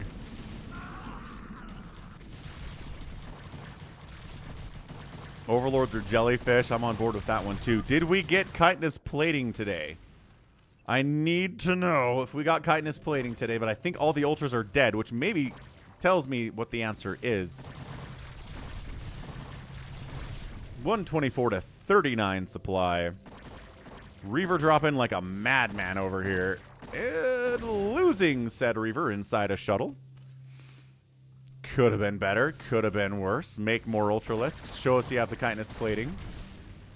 Okay, unfortunately for you, baby T-Rex, the Protoss is in a couple other places. Mysterious.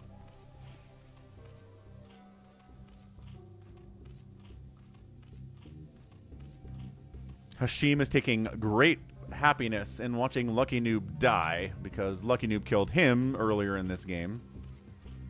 Fair. That's usually how people view these things in free-for-alls. Jordan, kind of around. I don't know what he's doing, man. He's got 29 APM. He's making, as far as I can tell, is his first Marine. And thrown up a bunker, got double gas, not saturating them at all. It's problematic. Scourge, hunting, hunting, hunting, hunting. The problem is they're all on this low ground out here.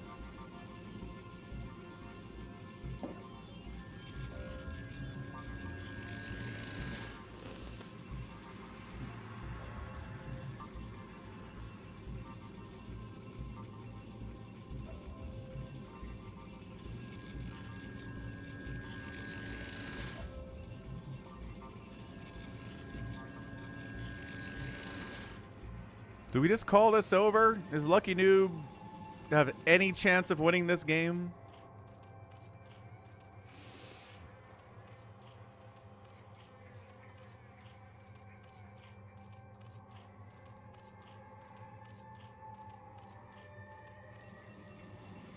No, I don't have an overlay. I just have YouTube chat open on a browser and then Twitch chat overlaying it. How's it going, hamster? What's up for Phoenix? 6 a.m. in Taiwan today. Muta's on the tech switch here from Baby T-Rex. They have 0 upgrades, but whatever. Make another Ultralisk. I must know if you had the chitinous plating. Just for my own satisfaction. No, never gonna find out. No Ultralisks whatsoever.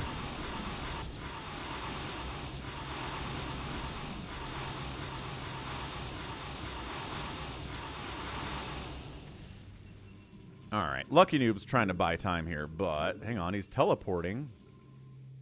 He's trying to teleport, but is that an exit or is that an entrance? He's like, wait. Maybe that's an exit. He's going to try to teleport. I see it. I see him trying to teleport. Oh, he did. Teleport. Down here. Opposite side. Here they are. All the way on the other side of the map. Crazy stuff, man. These guys are over here, too. Gonna try to teleport and attack this base from a weird position, but... yeah, I think that's enough. Are we gonna...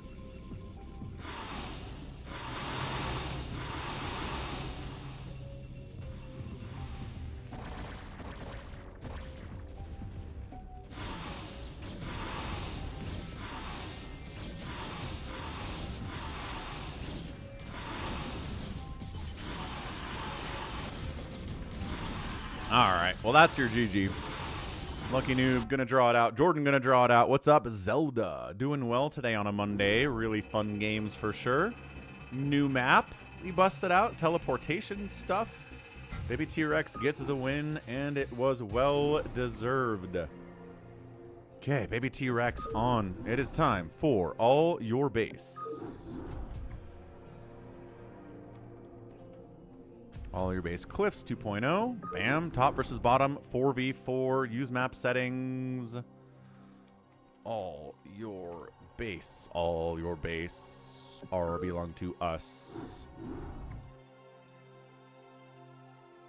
What you say? You have no chance to survive. Make your time. Okay, I'll be right back. Fill it up.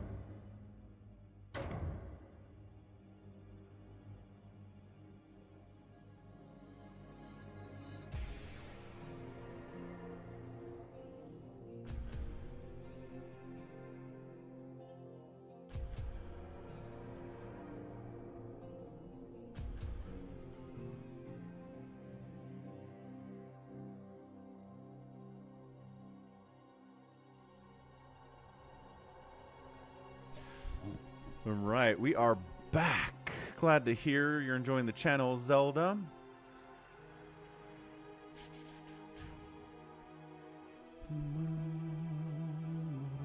Okay. Team splitting. Let's see. 4Phoenix hasn't played yet today.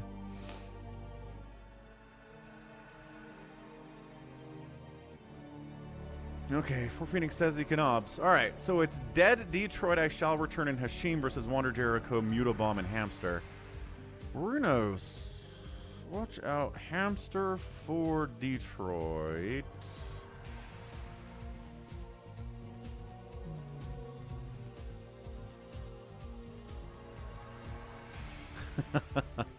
Bye, Hamster. Bye. Okay.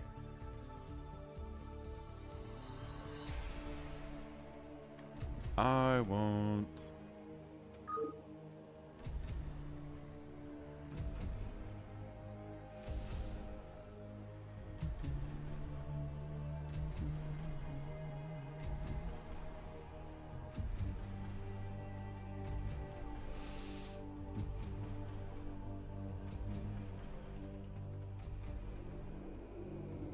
Okay, got there. Let's go. Good luck. Have fun. 4v4 top versus bottom here.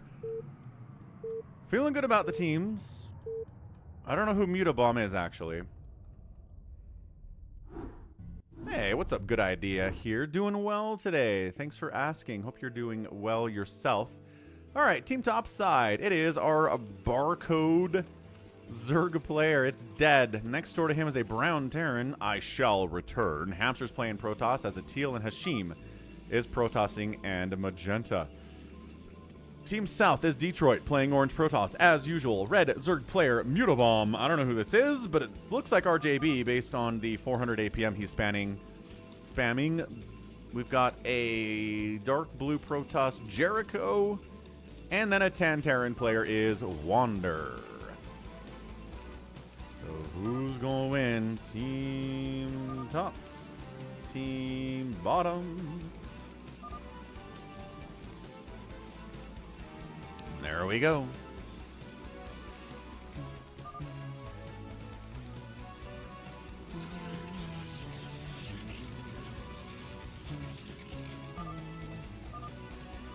RJB's not here. Who is Mutabomb? Oh, the APM went way down.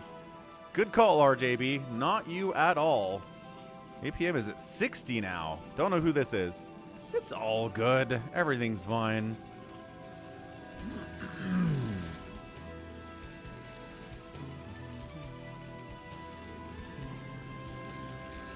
Looks like Team South is going to try to maybe cannon off this section.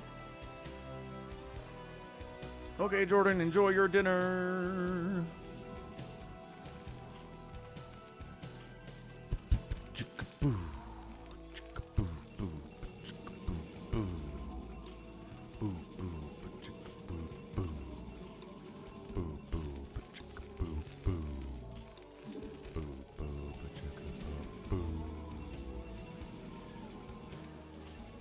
Tank spin time as always. Looks like a pool firster for dead. Looks like a 10 pool. Maybe a 9 pool. 9 pool would make sense. Has 33 supply. Oh, he made overlords to put over everybody's base. Oh, I mean, they didn't need them at 2 minutes. We're not getting DT rushed at 2 minutes.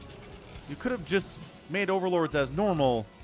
And there you go. Hamster knows what I'm talking about here.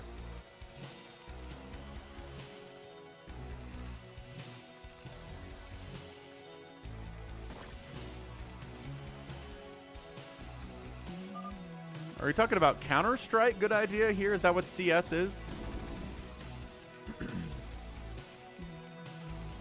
Yeah, so we're bunkered up. We've got detection. Got detection. Everyone's got detection. So the last time we played this map, they got DT rushed by Hamster and everybody died. And it was like a 10-minute game as a result. So, yeah, good job being prepared for DTs, Team North. Team South is not all that prepared for DTs, actually. They do have a Zerg player that could be helping with that, but Mutabomb is not using the Overlords for that. He's instead sending Overlords in other places. Wander does request one, though. And as a result, maybe the only one to get some detection a little bit later on. They get the capture. Nice roll. By the way, welcome back. Good to see you. Happy 2025. Easygoing 11 in the house. What's up, Easygoing 11? Yeah, Detroit 25 APM is about what he averages in these games. Sometimes it spikes up, but for the most part, it's about 25 APM. People taking advantage of the expansions here from Team South. Team North is pretty well just one base in it. I don't know if they have some kind of a timing attack they're trying to go for, but Team South should try to be ready for it. I don't know if they have the information they need either. He's the problem. Because, yeah, I mean, this is fac. One base, one gas here. I mean, it's a lot of minerals, and there's an extra gas you can take, too, so it's not really one base, but you know what I mean. Nobody's taking these outer expansions at all.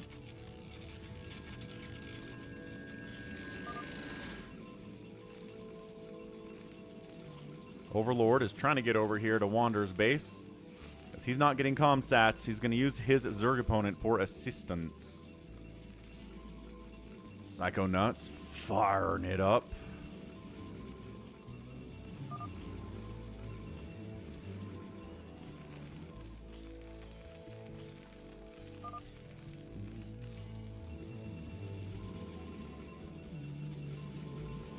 Mutabomb making a Maynard transfer to his second base. Right through the mineral line of Detroit, who is really just cannoning up the front here for some kind of an attack, which is undoubtedly coming. There's Reaver Tech here from Hamster. There looks like maybe there's going to be High Templar or Archons from Hashim. Again, the Mech play from I Shall Return. I'm going to guess Siege Tanks for him. And then Dead is working on a Hydralisk Den. Doesn't have a lair coming, so probably not Mutas, at least not now.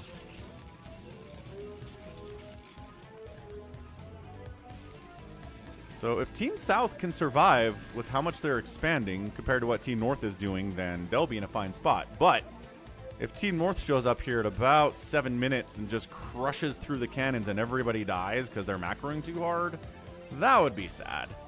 That'd be a sad outcome for Team South here for sure.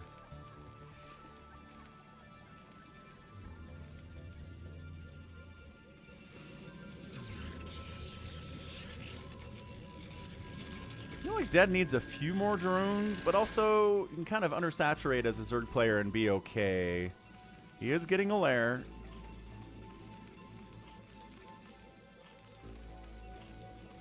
Not really producing much of anything yet economically. Here comes Hamster. 6-minute Reaver drop. Wander calls out. Watch out for drops as this is happening. He's looking for an expansion. Doesn't see one. It's like, well, maybe we just kind of drop here and just kill whatever we want. It's an all-you-can-eat smorgasbord of workers down here. Also, there's a Vulture drop from I Shall Return. Nice. Okay, big fan of that. Dude, Detroit worked so hard to deal with ground attacks. He wasn't ready for drops, which is a lot of players die to this, folks. Right? You wall off your front, a drop shows up, you're like, oh, I see. Mutabomb. Ugh. Getting hit hard. Kill that siege tank. Kill him. Kill him. Nice. ZeLoT absorbing a shot there. Sunken, getting hits off. He wants the tank, but also he wants the Sunken, and he takes down the Sunken. Beautiful stuff. Vultures killing a bunch of these drones down here too. Mutabomb continuing to lose workers. These guys think it's safe to come back. There are Vultures here, sir. I like how Hamster just independently Reaver dropping everybody.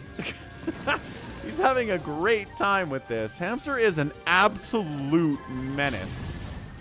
There are siege tanks in this position. Jericho's complaining about lag.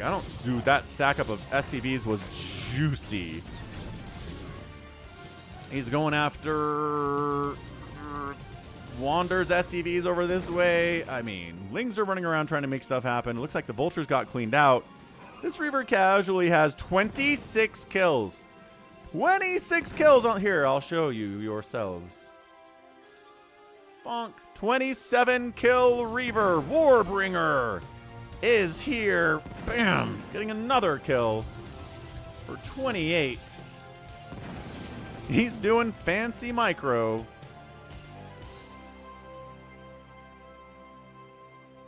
So yeah, Team South is in a really tough way all of a sudden. Detroit's at 6 total supply. Worker count decimated. Got 29 from Mutabomb. Not great either. Vultures continuing to get dropped in here and wreaking havoc. Who's not participating in this? Hashim, where are you at, man? Got some Dragoons out, I guess. Taking a second base here, too. Dead. Has a bunch of Hydralisks. That's fine. I'm not sure it's over yet. Hashim is DT rushing bottom left. Is that? Oh, I see. Well, they're trying anyway. Good job, Hashim. Let's go. Everybody being aggressive again, except for Dead, who appears to be just kind of macroing up, getting a ton of hiders, getting upgrades for them. No spires. Some lurker aspect would be a good upgrade to get here too, obviously, but you gotta watch out for those lurker spines for your teammates. They will take that splash damage, and they will be displeased about it. Spire on the way from Mutabomb. The man's name is Mutabomb. You think maybe he's gonna try to go for a Mutabomb at some point? Sure, seems like a pretty decent chance. Brood War definitely has a Carbot mod. Yes, Woogie Boog. I mean, here, I'll show you.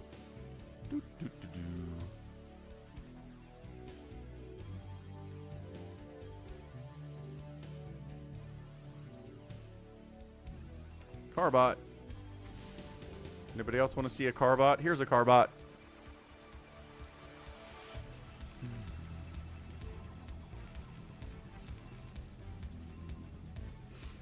Another drop coming down from Hamster. Probably yet another Reaver. Mutabomb's got some vision of the incoming shuttle anyway, but whether you see it or not is another question.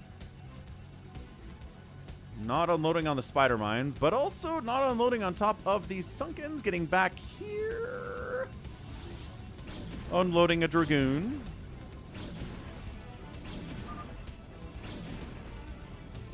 And there's the Reaver. Ah, why are there people mining? Why are there drones mining over here? Hashim says, should we go? Well, everybody's worried about this Reaver drop, so probably. Can we kill this Spire? That'd be pretty rad if we could kill the Spire. But also, one more. Hit the Spire. Hit the Spire. Hit the Spire. Yeah, got the Spire. Everybody died, but they got the gosh darn Spire. We're going, I guess. Team North decided to come with Hydras and Siege Tanks, but they're dealing with a Siege Tank cannon setup, so the Hydras are getting massacred. The Siege Tanks can't engage because there's already Siege Tanks down there.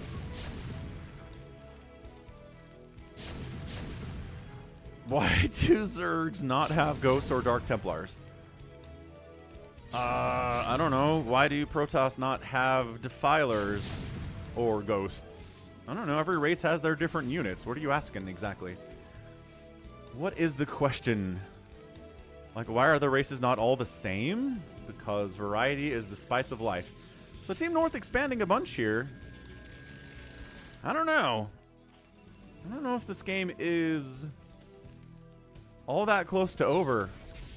Team South, none of them are over 100 supply, but Team North only has 2 people that are, and just barely. So it's not like they're killing it economically here. The Hydras cannot engage into 7 Siege Tanks with +1 attack. With cannon support. Absolutely not.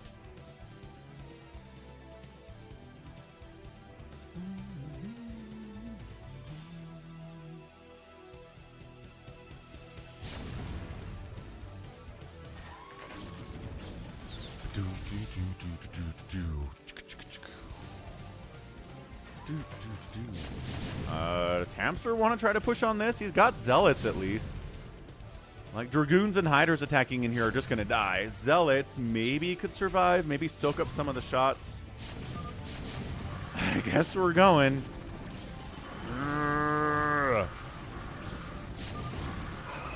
Siege Tanks need to come. Wander says, we need some teamwork. Come hold center. And yes, indeed. Jericho's coming up to assist. Mutabomb's coming up to assist. He'd love to make some mutas here, but his Spire got sniped out by a Reaver a second ago.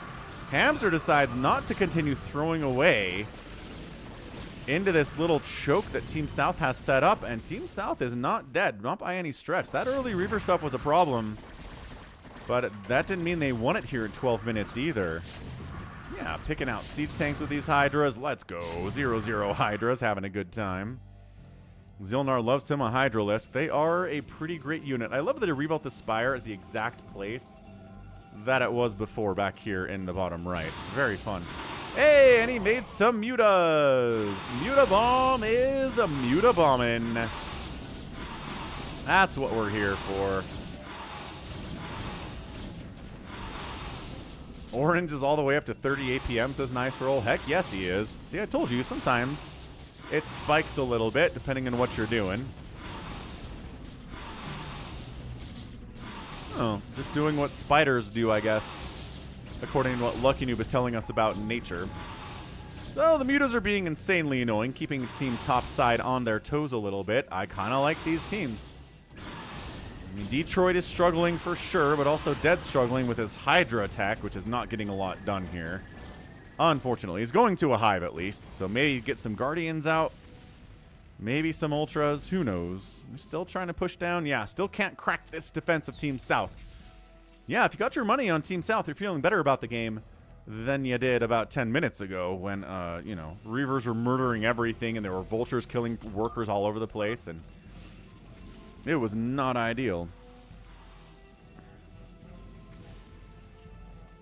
Mutas sniping. Was that a engineering bay? Was that a command center? Something like that. Zerg don't have special forces. I mean, so like, I mean, lurkers are invisible when they're burrowed. Defilers are kind of special forces.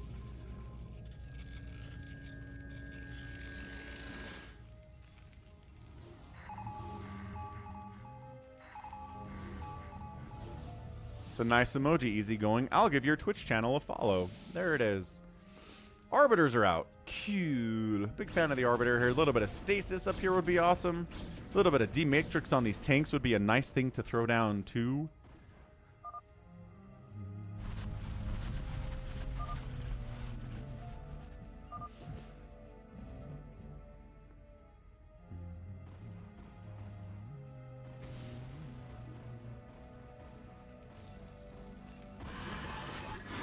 Muta bomb with +1 attack. Ooh, taking down a shuttle. There was probably something in that. Glad you're enjoying this for Phoenix.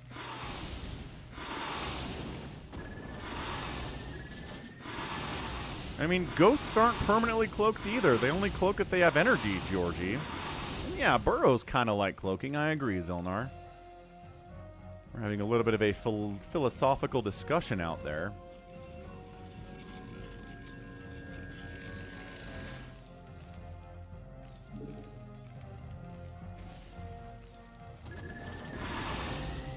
Nuke silo from I shall return, but will it stand, or will these Mutas burn it down? I don't know.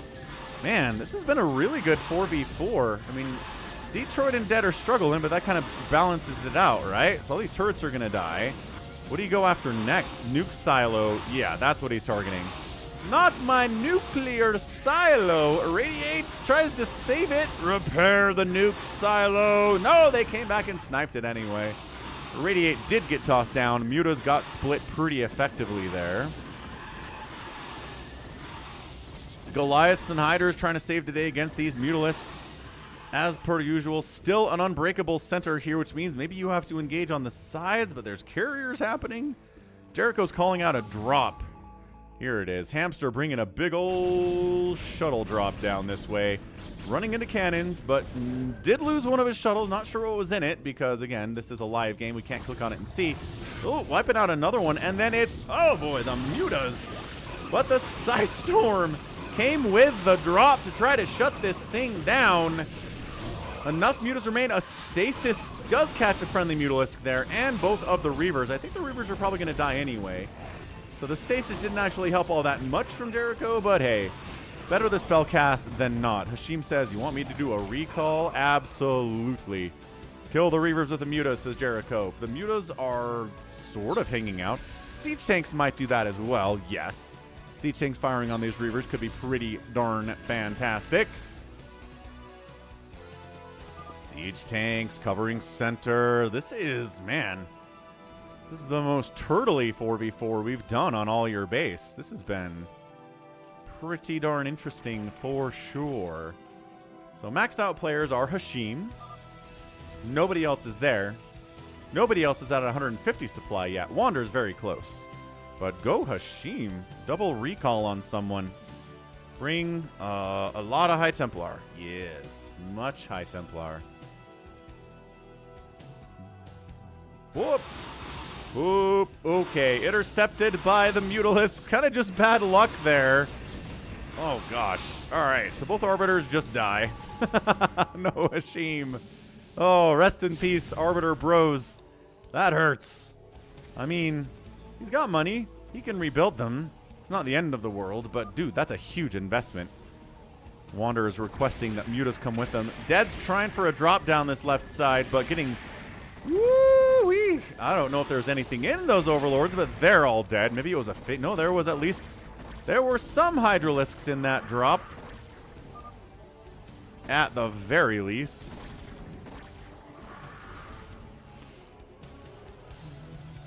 Still can't break center. The tank line. This is a TVT we have going on in the middle. In case you were wondering. Hamster's going to try to de-web this whole setup so they can attack it. That'd be cool. This base is not providing much value at all. Yeah, these are... Didn't mention this earlier, but these are effectively big game hunters' bases. So mining out is not something that's going to happen here. Carriers doing what they can against these tanks, but also the Goliaths and the Hydralisks are putting some work against those interceptors and picking them off one by one too. It's not a lot of carriers from Detroit either. It's got 4 of them. Jericho heading up the right side, maybe trying to sneak a recall up this way too. High Templar ready to storm that. Maybe a stasis ready here too with that Arbiter to shut that thing down, quite possibly. So here comes the secret mission into uncharted space from Jericho. I'll name that movie quote. Secret mission in uncharted space. I think that's what the line is. In uncharted space? Been a while.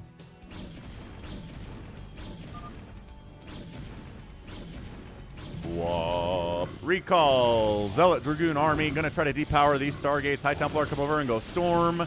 And go storm. And go storm. And go storm.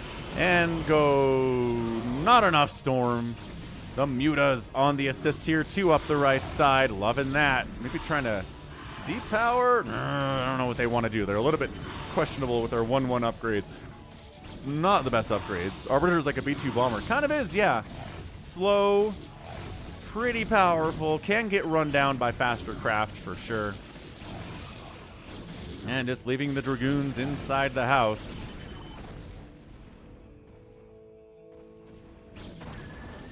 Carriers trying to harass from the high ground, catching a bit of a stasis over here. And yeah, I mean, everyone's looking pretty big here. Got 184 from Hamster, 184 from Hashim, 181 from I Shall Return. Dead's finally got a second base over here, but again, having 2 gas and a ton of minerals that never mine out is not bad. Guardians from Mutabomb. Here we go. Guardians doing what they do against Hydras, against siege tanks. Irradiate, split, split, split, split, split. Great split. Pretty good split. Split again. Split, split. Good split. We'll give those A splits.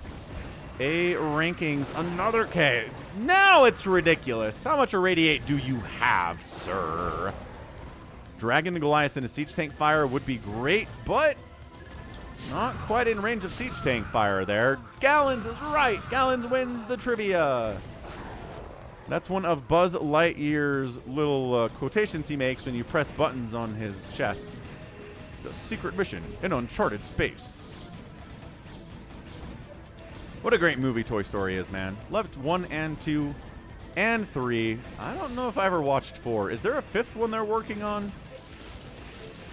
I imagine that.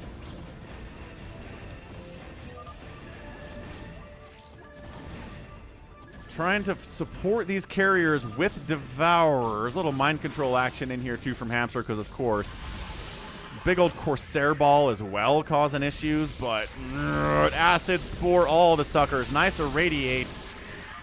Nice Irradiate again. I'm not sure what Jericho is knowing about, but here we go. Irradiated and Stasis Devourers in today's game of StarCraft Brood War. They are working on a 5th, said Dalaville. Huh.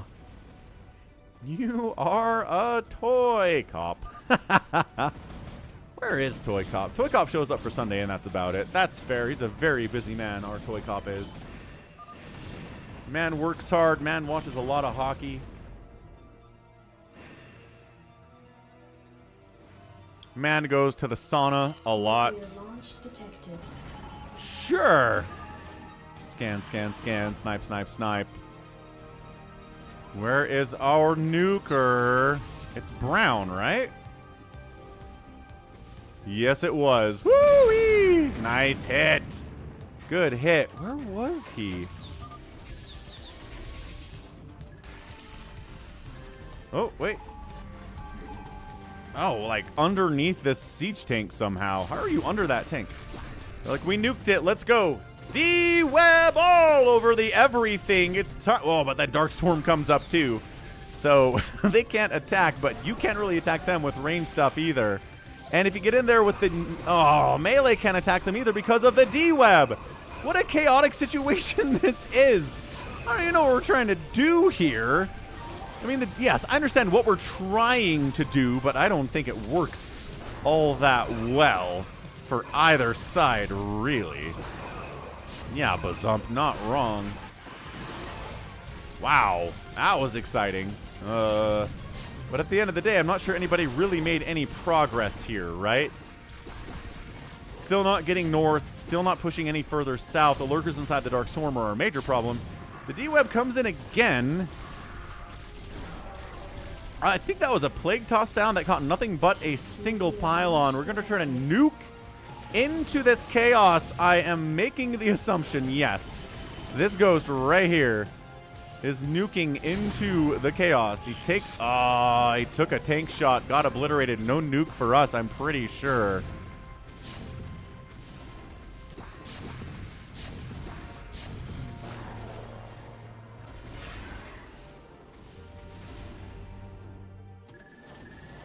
Meanwhile, our guy Detroit's up here murdering everything with carriers. Didn't see that coming. Jericho's got some Dragoons providing support. The Arbiters can stasis these carriers, and they did. But man, that just murdered Hashim. Knocked him down to 64 supply. He's getting saved. He's got enough money to rebuild a few times. Another stasis on the carriers. This is why we don't like PvP, because stasis is so boring. Mutabomb actually getting some free hits off on these siege tanks. Just kidding. He's totally getting his face irradiated. Another irradiate comes in. Okay, well, that horrendous, purely horrendous stuff there for sure. Goliaths have joined the party. Wanders showed up with some siege tanks and some Goliaths to fight. Jericho falls back with his buddies against the Zealots of Hashim. Dragoons and Goliaths doing pretty good with that. Showing up to assist here as well is Hamster. Trying to save the day. Snipe the Arbiter. Snipe the Arbiters. Everything's getting Psystormed to death. Arbiter does go down to these +3 Goliaths. And they hold on to this corner for the time being. Stasis is out. They didn't have a follow-up once the stasis was over. Right side needs help, says Hamster. Dude, Team South might actually make a bit of a comeback win here with that Reaver shenaniganry. Oh, that opened the game with Hamster. Everybody thought that Team North was going to win this thing going away, but instead it sure looks like Detroit, Jericho, Wander, Mutabomb doing some work in the center here too. Knocking Hashim out of it is kind of incredible. I mean, he's not out of it. He's alive. He's expanding over this way. He's got some probes that he saved, but all his tech's dying. The Dark Swarm being, protecting everything from these carriers is pretty awesome too. Plagued up. Nice plague on the carriers from Dead. Way to set that up, man. He's bringing Defilers to this party. But Defilers that are wandering into siege tank range are getting irradiated. They're getting hit by siege tanks. Wander trying to get an EMP off on some of those Dragoons. Fine target, I suppose. Not the best one of all time, but pretty good nevertheless. Carriers have been plagued, but that doesn't mean they can't hit you hard. Man, an EMP on these carriers after they've been plagued would be insane. That would have to come from I Shall Return. I don't know that he has any science vessels. Science vessels. But Wander's bringing his own science vessels. Faux show. Dragoons trying to take these carriers down. Can't quite do it. Dragoons coming in from the north here from Hamster. Getting some better hits off for sure. Hashim's production is getting obliterated. Siege Tanks is getting free hits off all over the place down the south here. Upgrades for Wander are 3-3. I Shall Return is also at 3-3. Tuna is not wrong about that. Carriers are a pretty low APM requirement unit. Agreed, Mr. Tuna. How you doing? Happy Monday. Look at these carriers, man. There's only 5 of them left, but 21 kills on that guy. Okay, only 7 on that one. Embarrassing. But 21 kills on one of these carriers is some cost efficiency like crazy. More carriers being produced down here for Detroit. He needs, like, maybe even more Stargates, but so far, so good. And the Mutas could take the middle. There's only, you know, 7 Goliaths and 3 turrets and a science vessel here. But sure, Mutas can probably take the middle. Storm does finally wipe those out. However, Guardians are being produced down here from Mutabomb. Siege tanks continuing to pick and pick and pick here at Hamster. With Guardian support, that's going to be even better. There is a Valkyrie ball here from I Shall Return. So that might be able to get in here and wipe out these Guardians at the very least. They're going to jump in. And yeah, there we go. Going to town on these Mutas. Going to town on the Guardians too. The splash damage is non-discriminatory. It will hit anything that is an enemy that is nearby. And the Storm plus the Valkyries wipe out everything Zerg in that position. Terran, a little bit harder to dislodge, as is per usual. Carrier fleet is back from our guy, Detroit. He's got +3 attack on these guys. He's heading up the center.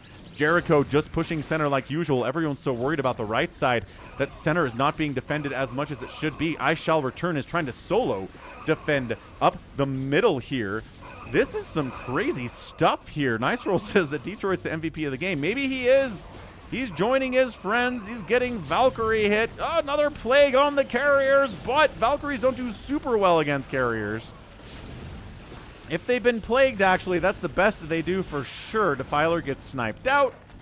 Muta's trying to jump in here and targeting the Defiler in particular. Dead's Defiler is killed before he can get any more spells off. Carriers, unfortunately, a lot of them are pretty low on everything. Did they get... I don't think they got EMP'd, but the Valkyries took most of their shields off because, you know, shields take damage, full damage from everything. And wow, Team North is handling these carriers very, very easily. Thanks to the Valkyries. Bam. And thanks to that plague. Meanwhile, Wander drops on the left side of Team North's base, doing tons of work there too. Continuing to flood up through the middle here is just everything. Mutabomb sending Lings up. They've got 3-2 upgrades and Adrenal. Question mark. Jericho setting up 3-2 Dragoons with no shields upgrades, but that's okay. The Hiders are 3-3 from Mutabomb, though. It is just kind of fastest map strategies now. Just everything A-moving up through the middle and seeing what we can get done. Top left base of I Shall Return in a lot of trouble. Siege tank sieging. I Shall Return trying to defend with his own tanks. Right side is cleared out. Hamster's building a more on the right side here in all of this chaos because he's an amazing player. That's what we like to see for sure. Siege tanks. Okay. Continuing to get some hits off here. This base looks like it's going to die. The tanks are holding the enemy tanks long enough to kill every one of these SCVs. They cannot fight at all. I Shall Return is down to 98 supply. Going to be worse with the death of these workers. Wander just pushing middle with everybody else now. No more drops for him. Whew. And Zerg just sending, dude. Sending. I'm just running middle, says Jericho. The carrier fleet is back for Detroit, attacking missile turrets that aren't really a threat to anything from Team South except for the Mutas, I guess, so that's a nice thing to do, I suppose. Man, who bet on Team South? Good call. Actually, a lot of people chose Team South. Well, most of the money went on Team South anyway. Hashim apologizes for getting carrier attacked and dropped at the same time. Hashim calls a GG as the carriers are destroying what's left of his home on the left side. Hamster calls a GG as well. Dead's out. I Shall Return is out. And Detroit, Wander, Mutabomb, and Jericho get the win in 31 minutes. What a great showing there from Team South. Amazing stuff. They weathered the early Reaver shenanigans, the Vulture shenanigans that were getting dropped on them by I Shall Return and Hamster. That was great. And then they just came back through the middle. The drops on the right side. The carrier plays from Detroit. Really making it happen here. So, good job. Good job by everybody on Team South. Could have easily just given up, right? When that Reaver stuff showed up and they took so many hits, but they did it. So, we got one more game to go, Yhaus. one more thing to do, and it needs to be about 30 minutes long. So I don't think we can do an old Phantom unless you guys promise to have it done in 30 minutes. Yeah, how about we do that? We'll do an old Phantom on Winter, and it has to be done in 30 minutes. So no sitting around, no just maxing out and staring at each other. Okay? We have to have killed everyone and figured out who the Phantoms are at 30 minutes, because that's when I have to go and pick up my kids from school. So I will make that clear inside the chat here. At the very least, I mean, I'm just going to leave at 30 minutes. So, I mean, if you guys want to continue the old Phantom without it being on stream, that's totally fine.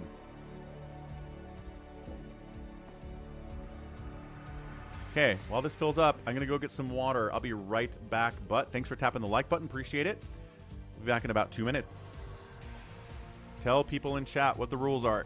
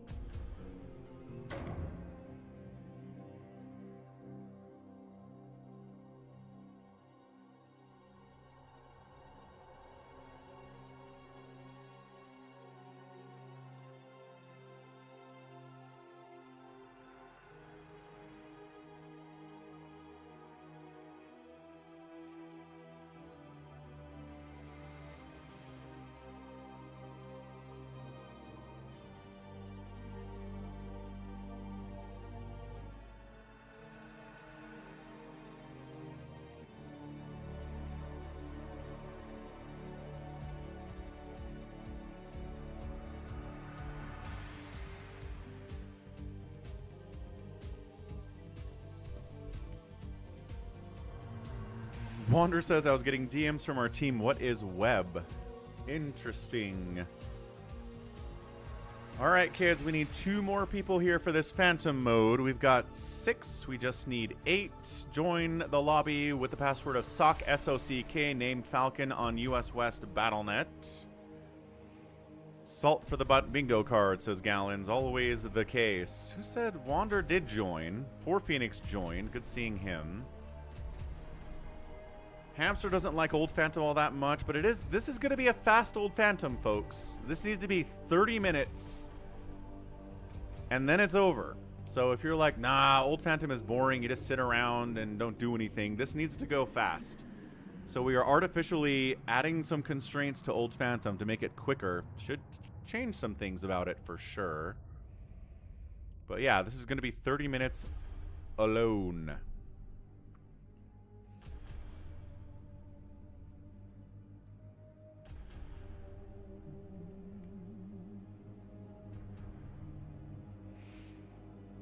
Yeah, join in 4 pool and leave. Entirely possible.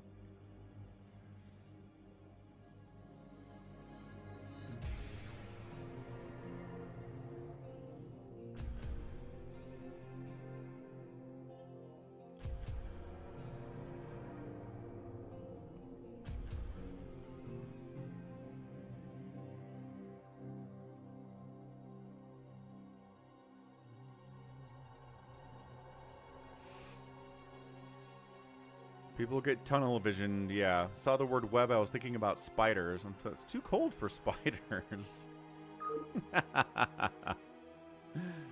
Not in the southern hemisphere, but yeah, northern hemisphere for sure. Or the equator. All the bases belong to AI. That is a concern for sure.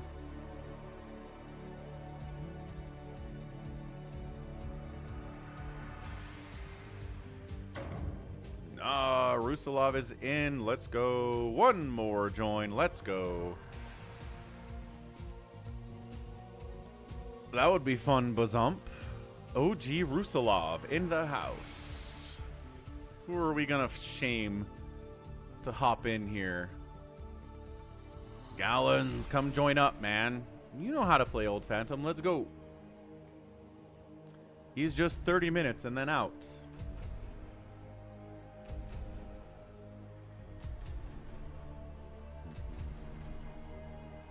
Now it's going to be 25 minutes. Then 20 minutes, says Hamster. Wait, Hamster's in here. Why did I say Hamster wasn't in here? Why Haas is protesting. What? Protesting what? Dolan Stump. Dolan, let's go. Okay.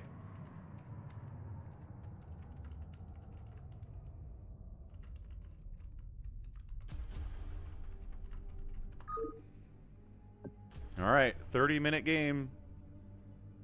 Ah, Dark Soldier. No, Dolan Stump took your spot, but thanks for offering to jump in. We'll be back tomorrow, though. That's always, there's always more money in the banana stand. And there's always more live games being played on the Falcon Paladin is Unemployed StarCraft stream.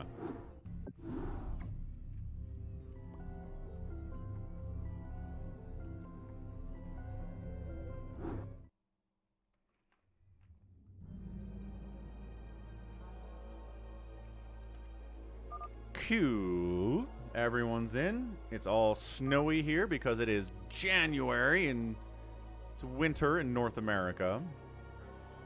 So we'll get those names up there in the top left for you so we know who is who. This is not crazy confusing Phantom. This is everybody knows who everybody is Phantom.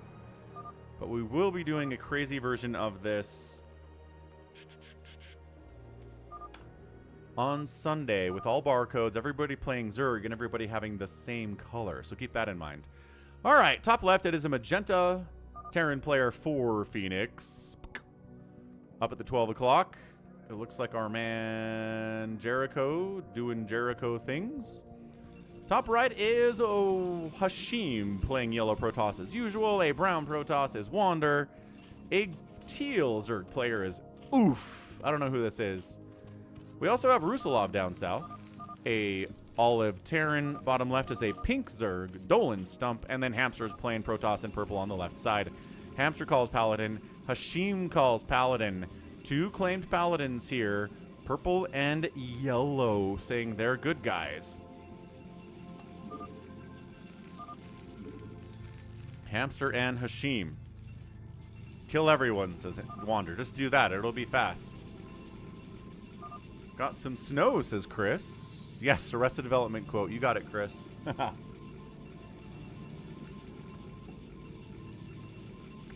Yeah, got some snow in Texas, and now it's gone after 4 days. I believe it.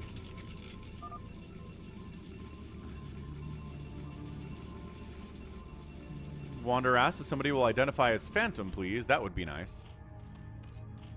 How dare you copy The Office? It came before The Office, you Philistine.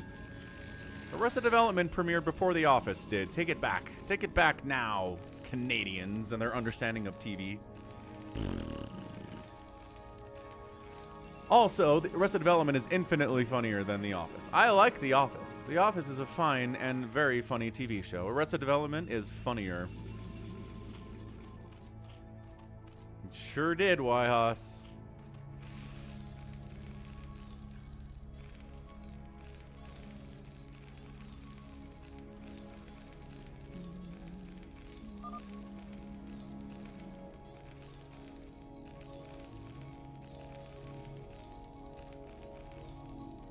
Oh, are you talking about the British The Office?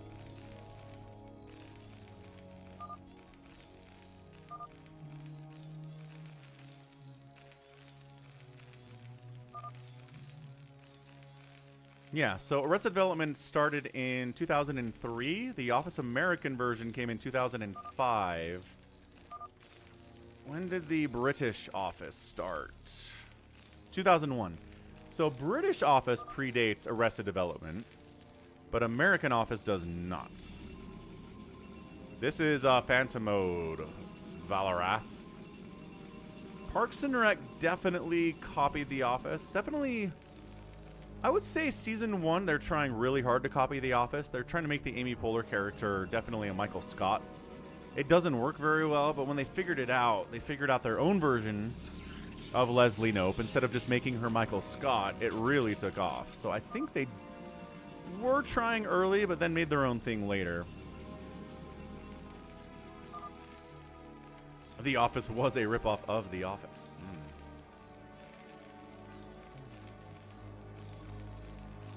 Arcanai says the term thorn in your side is actually from the Bible. Well, explain more. Because remember, I was confused about it. I was like, what? Like, having a thorn in your side is annoying, but it's not exactly debilitating, right? Unless it's a huge thorn, like from a giant beanstalk, from Jack and the Giant Beanstalk.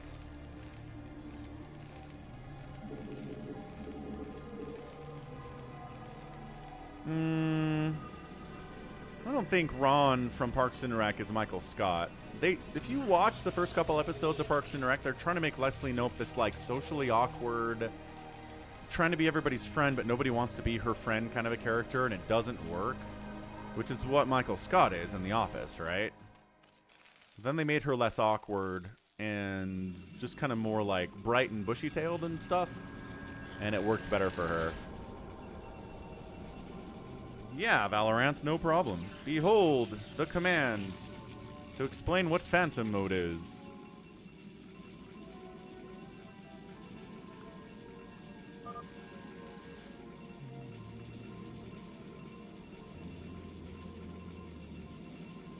Oh, and names have to actually go top left. I did the thing, and then I didn't do the rest of the thing. My bad.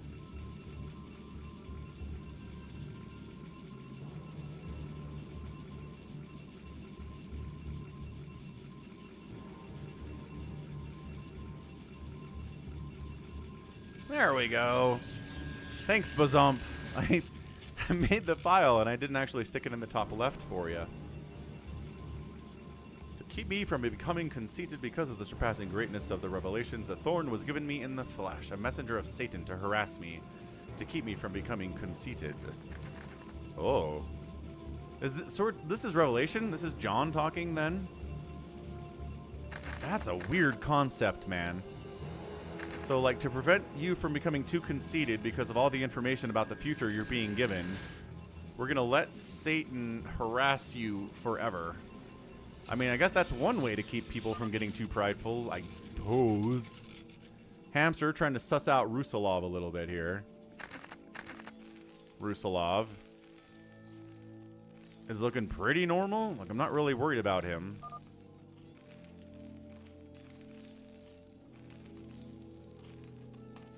Michael Scott. Okay, so Michael Scott is played by Steve Carell, who did play the 40-Year Virgin as well. It's the same guy. Steve Carell played in both movies.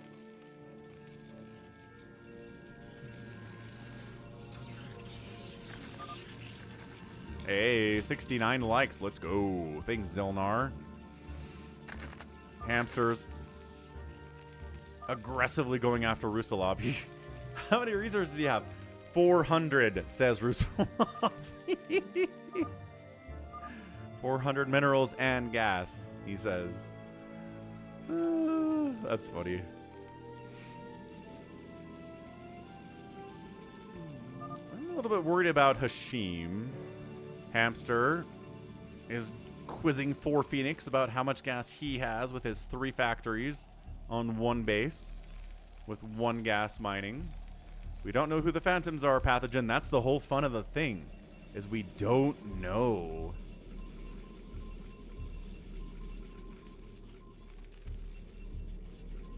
Dun dun dun. Nobody knows except for the Phantoms. Hamster continuing to quiz 4 Phoenix about this. 4 Phoenix is laying spider mines down everywhere. At least here on Dolan Stump. He answers 500, 450. Here on Hashim. A little bit of that here at Jericho as well. He's got, oh, he does have the second gas here. Hashim does. So, and he's got a third base rolling. Doesn't have the third gas yet, but that's okay. Lord Psychonauts, the timing today has not been great for you. We even waited. We were even like, we need a 6th and a 7th and an 8th person. And we had to wait for like 2 or 3 minutes before we got those. So there was a window for you to hop in, but unfortunately missed it. We'll be back with more of that stuff tomorrow for sure. And we'll get a free-for-all tomorrow, assuming we hit the donation goal for the stream. How'd we do today on that, by the way? What do we get? $8 Canadian from Wyhoss. 55 try from Turgay. Not sure what that is.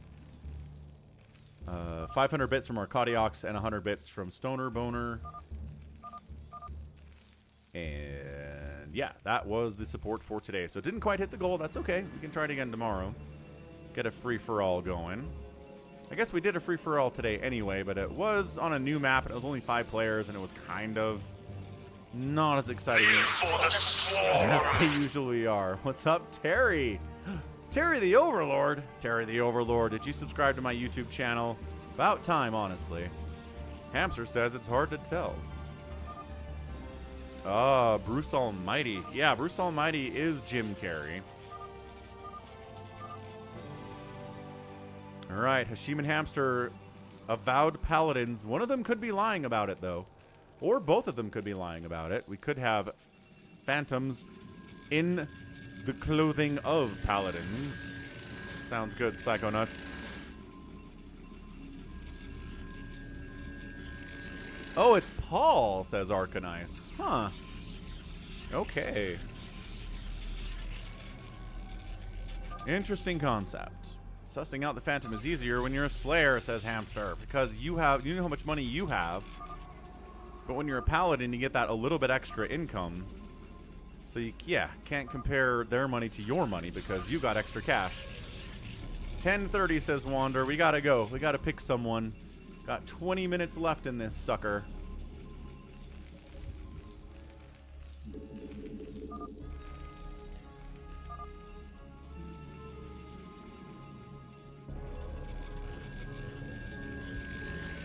Hey, Dad. You were floating, it's true. Needed a little bit more production there, but it's hard. In that center spawn, it's hard to expand. It's hard to, like, make production because you've got people on both sides of you, right? Both sides of you.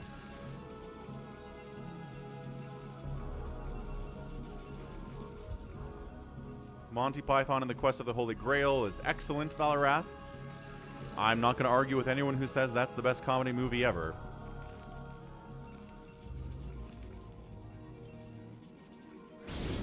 Ah, and here we go. Hamster making a move on for Phoenix. Outlining him immediately for Phoenix is defending. Is he defending yet? Yes, he's getting some siege tank shots off. He's tracking these Dragoons, but I'm not sure he has enough. Hamster says, you've mined too many bases with your spider mines, therefore you must die now. It is too sus. Too sus, claims Hamster. Dolan's confused. What is going on? Wyhoss likes Sling Blade and Princess Bride. Good calls on both of those. 4 Phoenix says, you.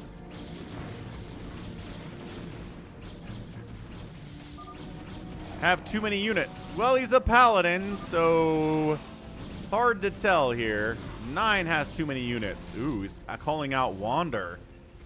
Calling out Wander is being pretty quiet. Hashim's coming middle.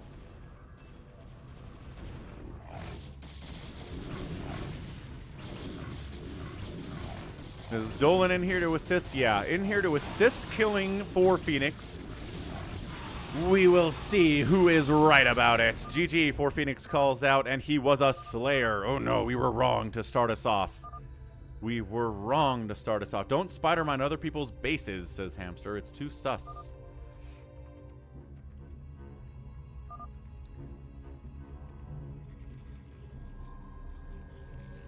Got a prediction going out there on Twitch. What do we got? Who's going to win, Phantoms or the Slayers? Our Slayers are already down one, but there are avowed two Paladins remaining. The Bride of Chucky? I don't think I've seen that one, Georgie. I've seen the original Chucky. I don't think I've seen the Bride of Chucky, though. Those movies are funny.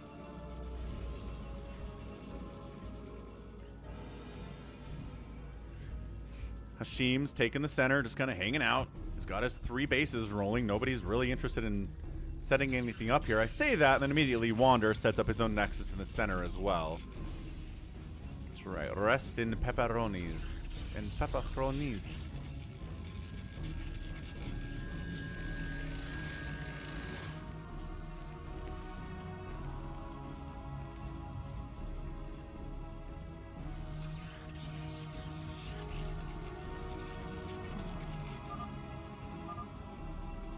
What do we gotta do? Should we attack Rusalov? Jericho, go fight Rusalov. Alright, says Jericho. Well, that was easy. I figured there'd be some pushback there, but no. Better siege up your tanks, Rusalov, but be kind about it, says Wander. Whatever that means. Yeah, 4 Phoenix, I hear ya. But I mean, attacking is happening now. I like your drones. He doesn't have any drones. He's an avowed Terran player.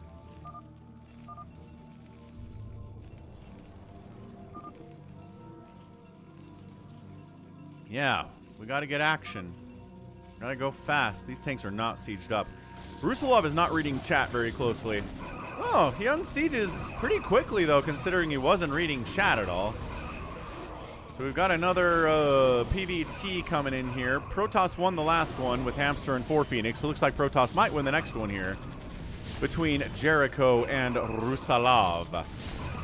Might need a couple more Zealots, a little bit of Psystorm in here on the tanks. It's running out of melee units, though. These Dragoons need to fight. More tanks are coming in.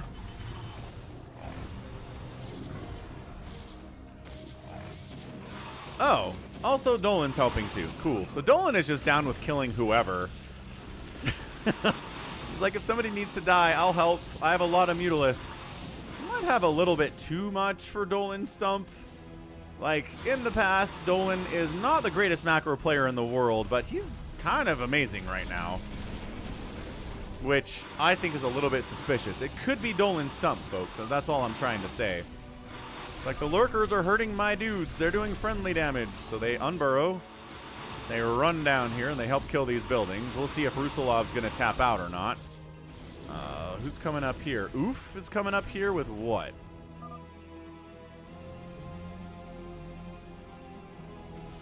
Oof is just kind of hanging out. Not really participating or whatever. Wander's trying to be nice to Rusalov. As per usual. We're halfway there, guys. We gotta start killing people a little bit faster.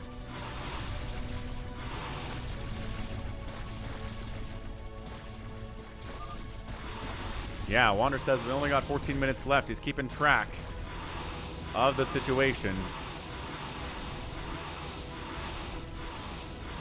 Wait, do glaives bounce and hurt allied units?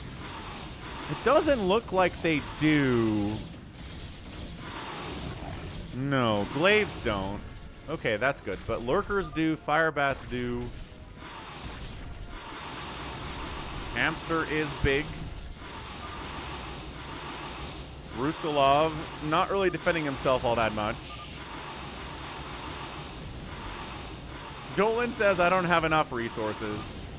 Just say the number. It's easy. Just look at the top right and say it. 5,000? He says... 5,000 what? Also, what the heck? Hashim's attacking... Hashim and Oof are attacking each other. Huge plague. Rusalov taps out. And he was a Phantom. 1 Phantom down. All right, you guys are making good progress now. We only have 13 minutes left, but there's only 1 more Phantom to find and kill. So far, so good. What's up, Jack? Happy Monday, Jack. Pathogen says no. Glaives are not true splash. That's what it certainly looks like. Thank you, Pathogen. Wander, you can help one of them at your discretion. At 30 minutes, I have to go pick up my kids, Psychonauts. So that's what happens at 30 minutes. The game's over. So you better find these phantoms quick, guys. I might do this for every old phantom, to be honest with you. I think 30 minutes is enough time for an old phantom every time. Oh, looks like Wander's trying to take down Dolan, but there's a million lurkers and mutalisks here. Yeah, well, sure it is. Oof looks like he might be dying down here. You had only friendly intentions.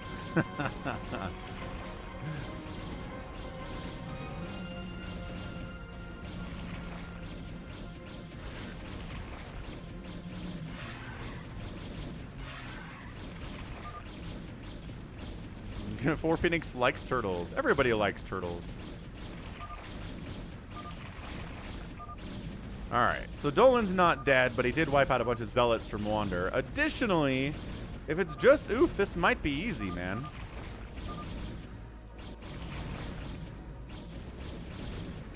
Yeah, Hamster says an old phantom, if you're just calling out kills as a paladin, there's no counter as the phantom. You just hope you're one of the last two to get picked, which is tough. And Oof is out, and Oof is a Slayer. Alright. So, let's see. How many people do we have left here? Jericho, 1, 2, 3, 4, 5. 5 players left. 1 phantom left. Oof is accusing Hashim of being a phantom because he killed him. Again, not good evidence, folks. Nobody's going to believe you if you say, the guy that just killed me is the phantom. It's like, we need more evidence than that. What other things have you seen? Why do you believe that other than they killed me and I want you to kill them? It's a very selfish thing to say. Whitehouse is watching BTC tank. Is BTC tanking?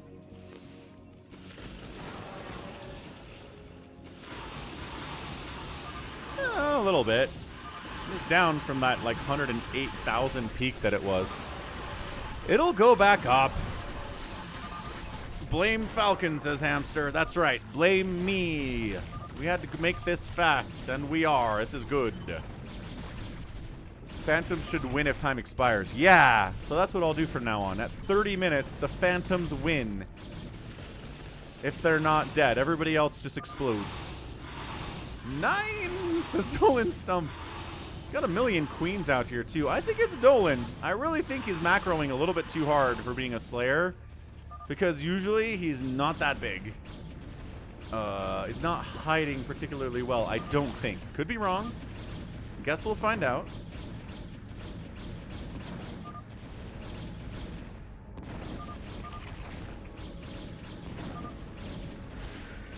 I'm too slow, says Wander. I need help. We're gonna kill Dolan.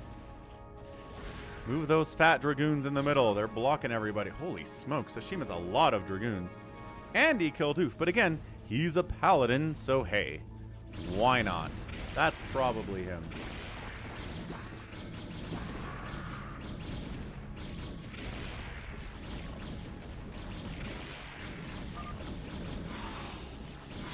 Just checking, Dolan, but have you played Phantom before? He certainly has.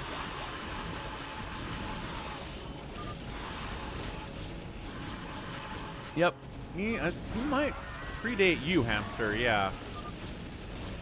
He is close to an OG, yes, Hamster. No, says Wander, the queens are dying. I'm very rarely here, but he predates you, yes. The death of Dolan Stump is upon us, and we will see the truth of the matter now. Dolan predates Psychonauts. Yeah, that might be true, too. Dolan has been around for a long time.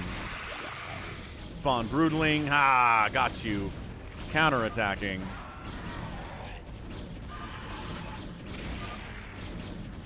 Dolan Stump calls it GG, says, I was the ghost.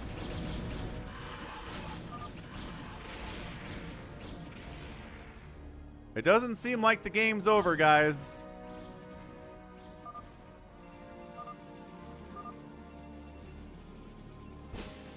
Oh, it was. Wait, what? Why did it take so long? Oh, did he have an extra building? Oh, good times. All right, so that's a GG. Yeah, it was Dolan. I called it. I said Dolan has a lot of stuff for Dolan, and I was right. So, hey. They had to get through a couple other people first before they figured it out, but they got there in a solid 20-something minutes of time, so... GG, Slayers get the win with the help of Hamster as a Paladin, which is a nice thing to have as the Slayers. So, yeah.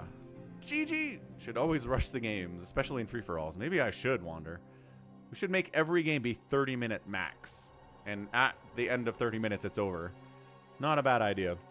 Alright, gotta go pick up the kids. Also, it's snowing out there, so I should drive more carefully and take my time. So we gotta bail, but... let's go raid someone real fast. Who's playing StarCraft Brood War today? The answer is not many folks right now. This person. 2v2 Superstar Kisses stream. Let's do it. Start the raid. Again, thanks for all the support today from viewers like you. We got support from... Got new subscribers, got new followers, but especially a super chat of 769 Canadian from Wyhas. Turgay, Astro Calgar did a super chat. We got 500 bits from Arcadiox, 100 bits from Stoner Boner. Real Squid re-upped his membership for 16 months at the Overmind level, which is awesome. And that's about the deal. So thanks again. Go say hello to this person who might not speak English for us, but we're going to raid them anyway because they're playing Brood War. And tomorrow we'll be back with more StarCraft, a bit of an earlier stream. We'll catch you then. So love y'all, and until tomorrow, stay safe and healthy, and goodbye.